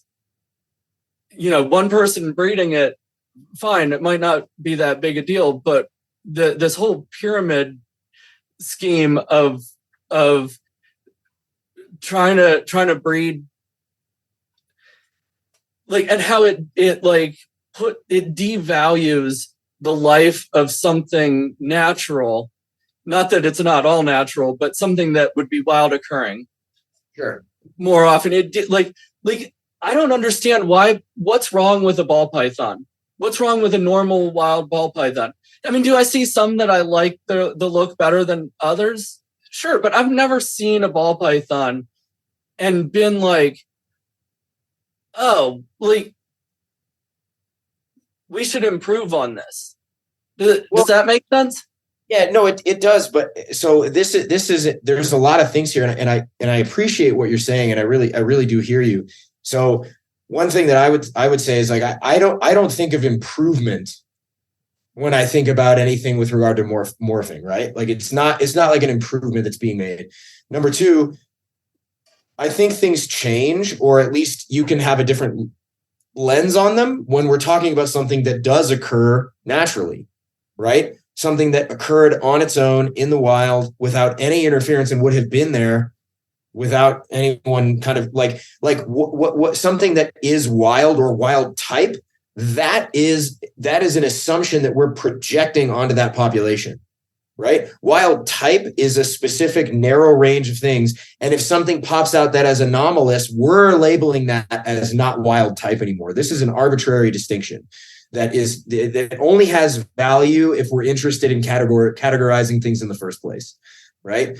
But further, I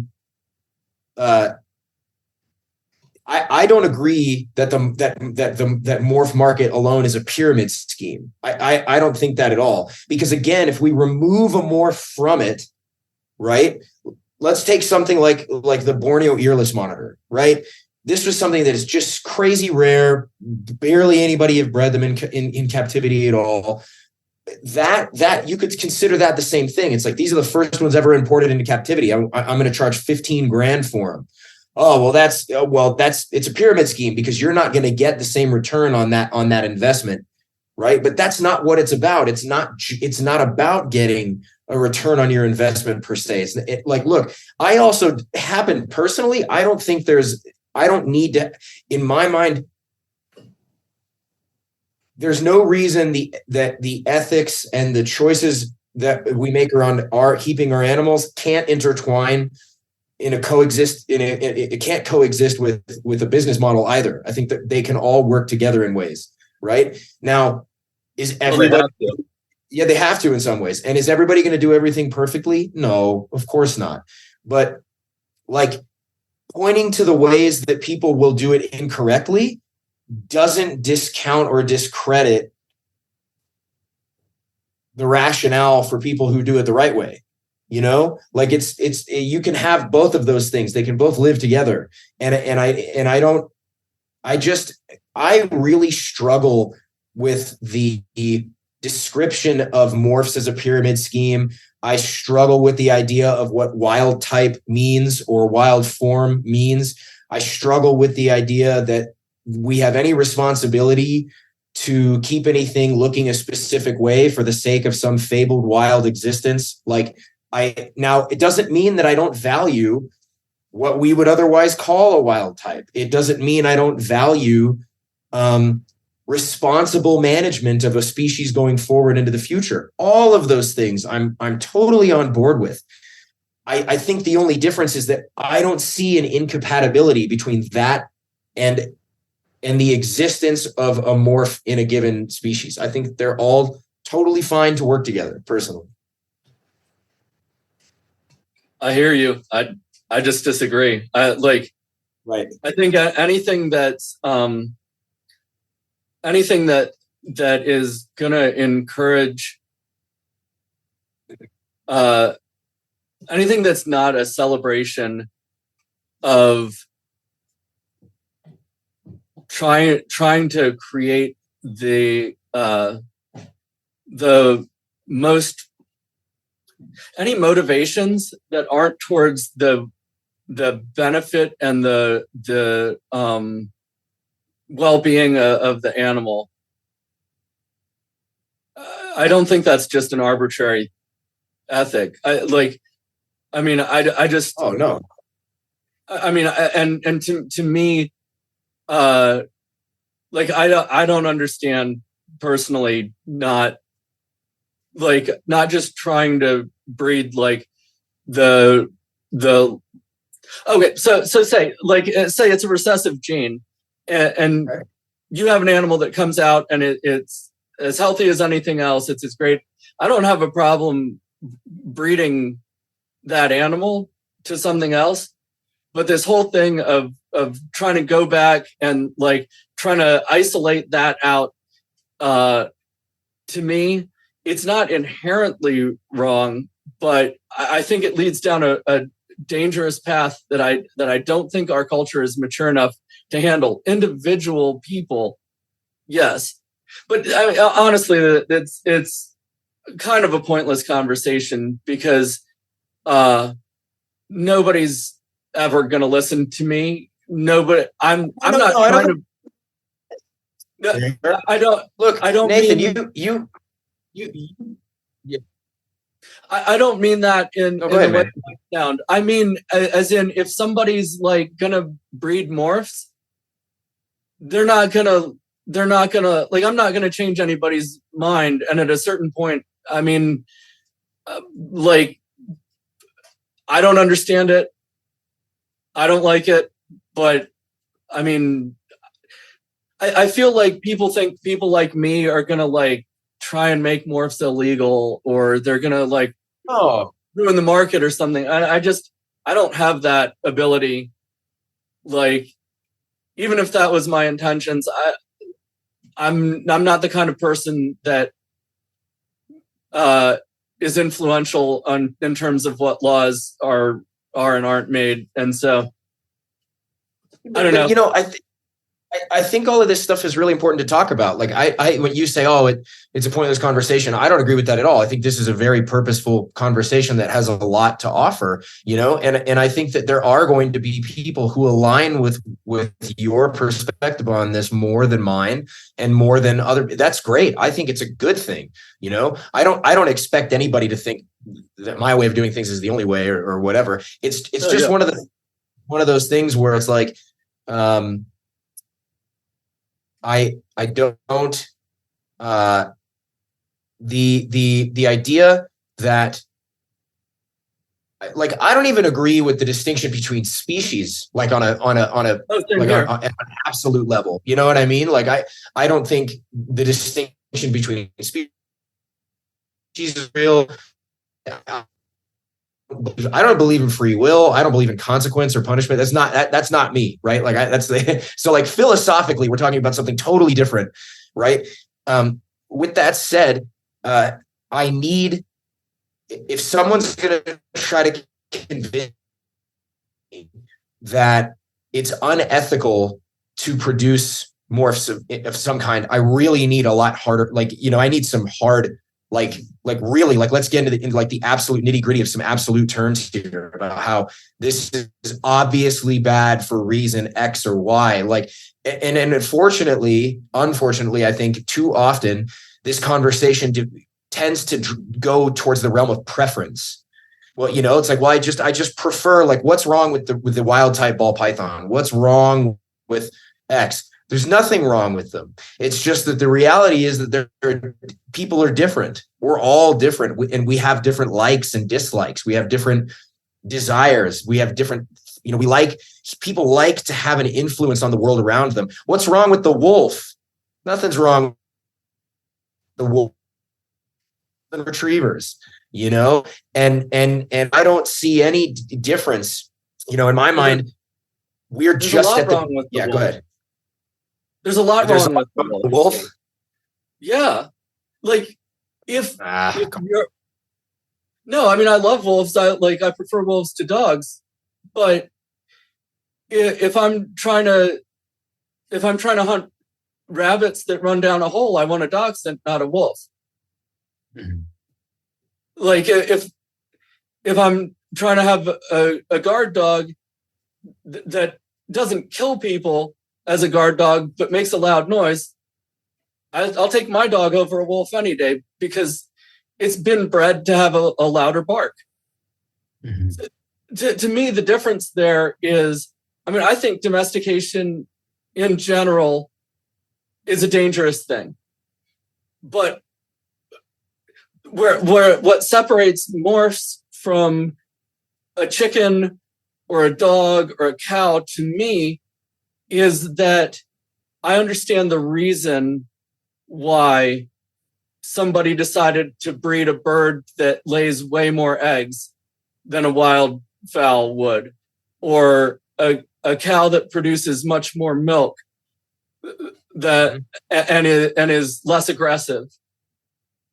To me, what I don't get about morphs, and why personally I don't understand taking what may even be small risks in breeding morphs, is that I see no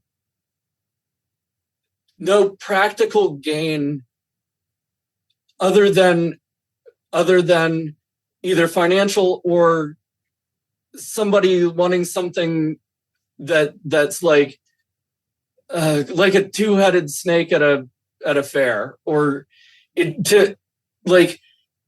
I understand why people have domesticated animals for different reasons. What I don't get is what's so special about losing pigment in an animal that novelty.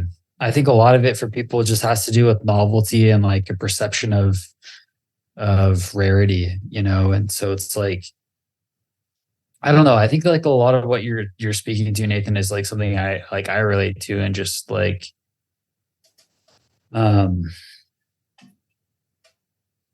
it's almost your gripe is more with the culture. It's with the context, the context of all of this. I think I've expressed this in the past about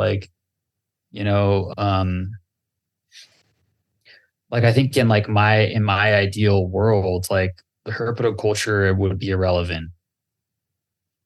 I think I've said that, so just which people might hear that and think that's a weird fucking thing to say, and maybe it is, but I think in a perfect world for me, I would think that we wouldn't need or we wouldn't feel the need to interact with these animals in this way, because we would already be in closer proximity to other wild creatures, and that thing that exists in us that is satisfied by doing herpetoculture is satisfied in a different context that is more perhaps mutualistic, and that's a context also that I have to acknowledge that I have no personal lived experience with. And so it's like purely this like rosy picture in my mind, right? And I feel a similar way about like things like this, like with the morph conversation. It's like, like, and even with the context and like the influence of things like the markets and things like capitalism on herpetoculture and how that like fucks with it, and people do fucked up shit because of those pressures, for sure. Like that happens, but it's also like it's inherent in the context that we're in, and it's hard. What's really hard for me about it all is that like, the animals that are caught in the middle of all that are innocent to it, and so like that for me is like where the imperative is, to do things ethically as well as we can, and constantly be striving to improve our welfare and all of that. And I don't know if that speaks to anything to what you're talking about, but it feels like it's not a feels critique. Like it's not a critique of the animal itself, or like I talked about like locality and how it like I happen to like locality animals, but one of the issues I have is that I think Phil would probably have this same thing. He may have even said this before. I probably heard him. It is this black and white. This is this locality. This is that locality. Honestly, I think if we're going to long term try and breed localities, it would be really good to like take localities and breed them for a few generations pure, and then that's I'm using that word. I don't want people to take it too literally or think I'm setting up some sort of real, but take them and breed them to other ones that are considered that locality, but then after a few generations breed them to the next locality over, and then breed them back. I think that's actually much more true to locality than isolating this specific locality and not breeding them to the next one over. And I think that would help with the problem. I criticized a breeder one time for breeding morphs, even though otherwise they were an extremely naturalistic breeder. And she put me in my place. Like, she was like, "Do you like localities?" Like, and my complaint was the inbreeding. She's like, "Do you like localities? What do you think? Like how like genetically diverse do you think a lot of like locality animals are?" Yeah. And right. I mean, I like that was one of those places where my biases popped up, and even though she didn't convince me to like morphs, she did like help me like have a broader understanding, and I appreciate that. Yeah. Well, and I mean, I have my issues with the idea of like locality stuff, or but it's not even issues. It's like I like all of it. Like I've never, part of my interest in all of this is I've never not been fascinated by pretty much every facet of this entire world. Like I love the morph side of things. I love the naturalistic side of things. I love the larger scale side of things. I love the locality side of things. I love hybrids. I love all of it. I think it's all super cool, right? And I can't. I've tried for a very long time to try to make some argument around why I should or shouldn't, like it doesn't matter what it is. Like I can't construct a valid argument that says hybridizing is wrong. I can't construct a valid argument that makes sense to me that says breeding a morph is wrong, except in the case of, like, a lemon frost leopard gecko, right? Like I can't construct an argument that says breeding a locality is wrong or sticking to a pure species. I can't figure it out, right? Like it doesn't matter what it is. I can it's not hard. Yeah. I just want to reiterate though, like how many animals had to be born with weird genetic defects that were legitimately bad for that animal before people figured it out? Just one.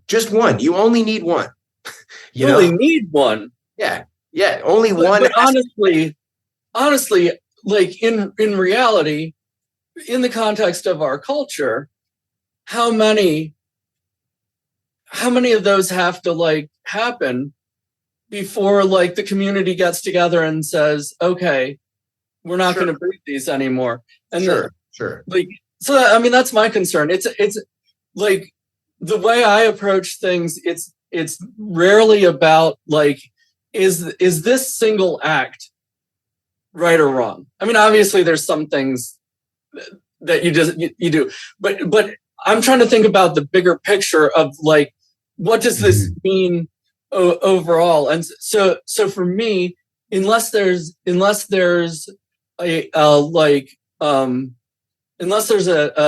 benefit to be had, I try not to tinker. So my perspective is more one of like how I approach my ethics. And this probably confuses people because I talk in philosophical, like Western philosophical, scientific terms a lot. But I mean, to me, what's important is being in right relationship. Like, and obviously that's not a black and white thing. Mm-hmm. But like, I attempt. So one of the things that I'm trying to work on, and it's so complicated and it's so difficult, but one of the things I'm trying to work on is like how do reptile keepers move into being in right relationship with not just the animals that we keep and not just the wild populations, but the indigenous people who have stewarded the ecosystems that these come from. And are there ways that like when we buy and sell an animal, we can have a resource that will like tell us where we can send money or what we can do to defend the indigenous people. 80% of the biodiversity on the planet is in lands managed by indigenous people. And so to me, it's all holistic. And it's probably confusing to people when I approach it, trying to communicate on different terms than that. To me, I want to honor the animals. And obviously in captivity, I have already moved in a direction that makes it more difficult in general too. And then for me, it's super difficult to see the animals moving not just from commodities, but to almost trading cards. Or the one idea I keep on thinking about is instead of morphs, couldn't we just have coloring books or like those statues that people like paint, that it's like a white little dwarf or something and you paint it like different, like whatever colors you want. Yeah. Have like a ball python statue that like you just buy the ball python statue and then you paint like I don't know. It's just something, and I guess. But even in that, it's like people didn't make the morphs like, it's just to start. We've proliferated them and we've combined them, so we've created some others, but the raw materials were already there. Yeah, I worry that at some point that's not going to be the case. Yeah. I mean, look in the fish world. For as much as I think the fish world can be better than the reptile world, like there's tattooed fish. Are we going to breed ball pythons that are like leucistic, like scaleless, and like people can order a tattooed ball python? Like, I hate to bring this stuff up because I'm giving somebody out there an idea, or like, I want a leucistic scaleless ball python with a Playboy bunny tattoo. Okay. I understand. And I never realized that well was something I needed until right now, Nathan. What have you done? Or when are we going to have glowing ball pythons? When are we going to like splice genes from coral or whatever into them so we have glowing ball pythons, or what, So like, yeah, go ahead. No. So, okay, a couple of things. First is, I think this is a very, very interesting conversation, and I think this has a lot of richness, and I would really love to dive in further here.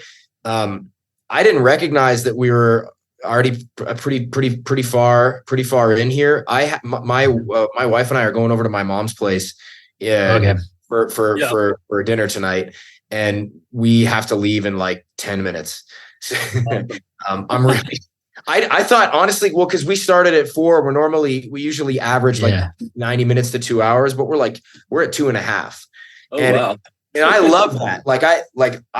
I would, Nathan, we've got to have you come back on it. We have to, so this we got to have a third one, because the thing is, I think they're literally exactly what we just started talking about just now. Mm-hmm. I have a wealth of thoughts on. So I would love to keep talking about this, because I have, but because now the thing that I think is interesting, and I think this is kind of the crux of why we're doing this show, is so much about herpetoculture is past focused, right? Mm-hmm. Like I was talking with Roy about this. So much about herpetoculture is like people talking about the old days and sharing old price lists. And, remember when we could get sun gazers Ouroboros cataphractus at Petco, right? And it's all this stuff.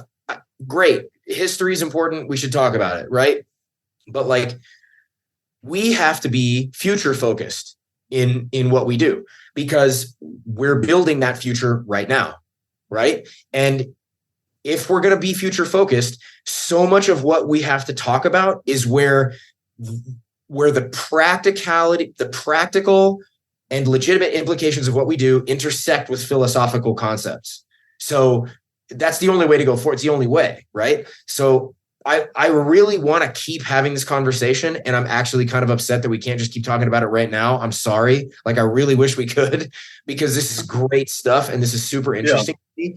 And Nathan, I have to say, I want to thank you for not just your perspectives on this, but I have an appreciation for the fact that you are able to have this conversation in a way that is in totally good faith, where you and I both, the three of us, we can all respect each other. And even if we differ in certain areas, and we can still have a totally interesting, peaceful conversation, and then just talk again tomorrow. It's no big deal, So I really appreciate that about you and about the way this whole conversation has gone.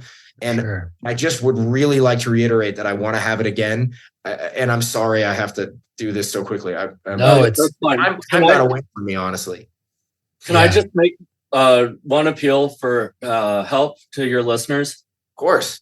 Yeah, of course. Awesome. So like I said, I've been breeding the long-tailed lizards, and I have had 7 of them born. And the first 5 of them, I moved to a different enclosure, set up as close as I could to the adults, but on a smaller scale. And all of those failed to flourish. Some looked like they never ate and got skinny, but some of them would live a week or 2 and be packing on pounds. And then just one by one, they would each drop off. So I gave up. I told Roy about it. And then he just kind of mentioned in passing, well, did you keep him in with the adults? And that got me thinking. And so the day after I talked to him, I found another one in there. Nice. And then the next day I found another one. Well, and one of them is now maybe 3 weeks old. I forget exactly how old. Wow. The other one, I haven't seen it for 24 hours. Mm. So I'm not sure if it's still alive or not. Okay. But the one at least seems to be flourishing. The other one was a little smaller, but I'm trying to figure out.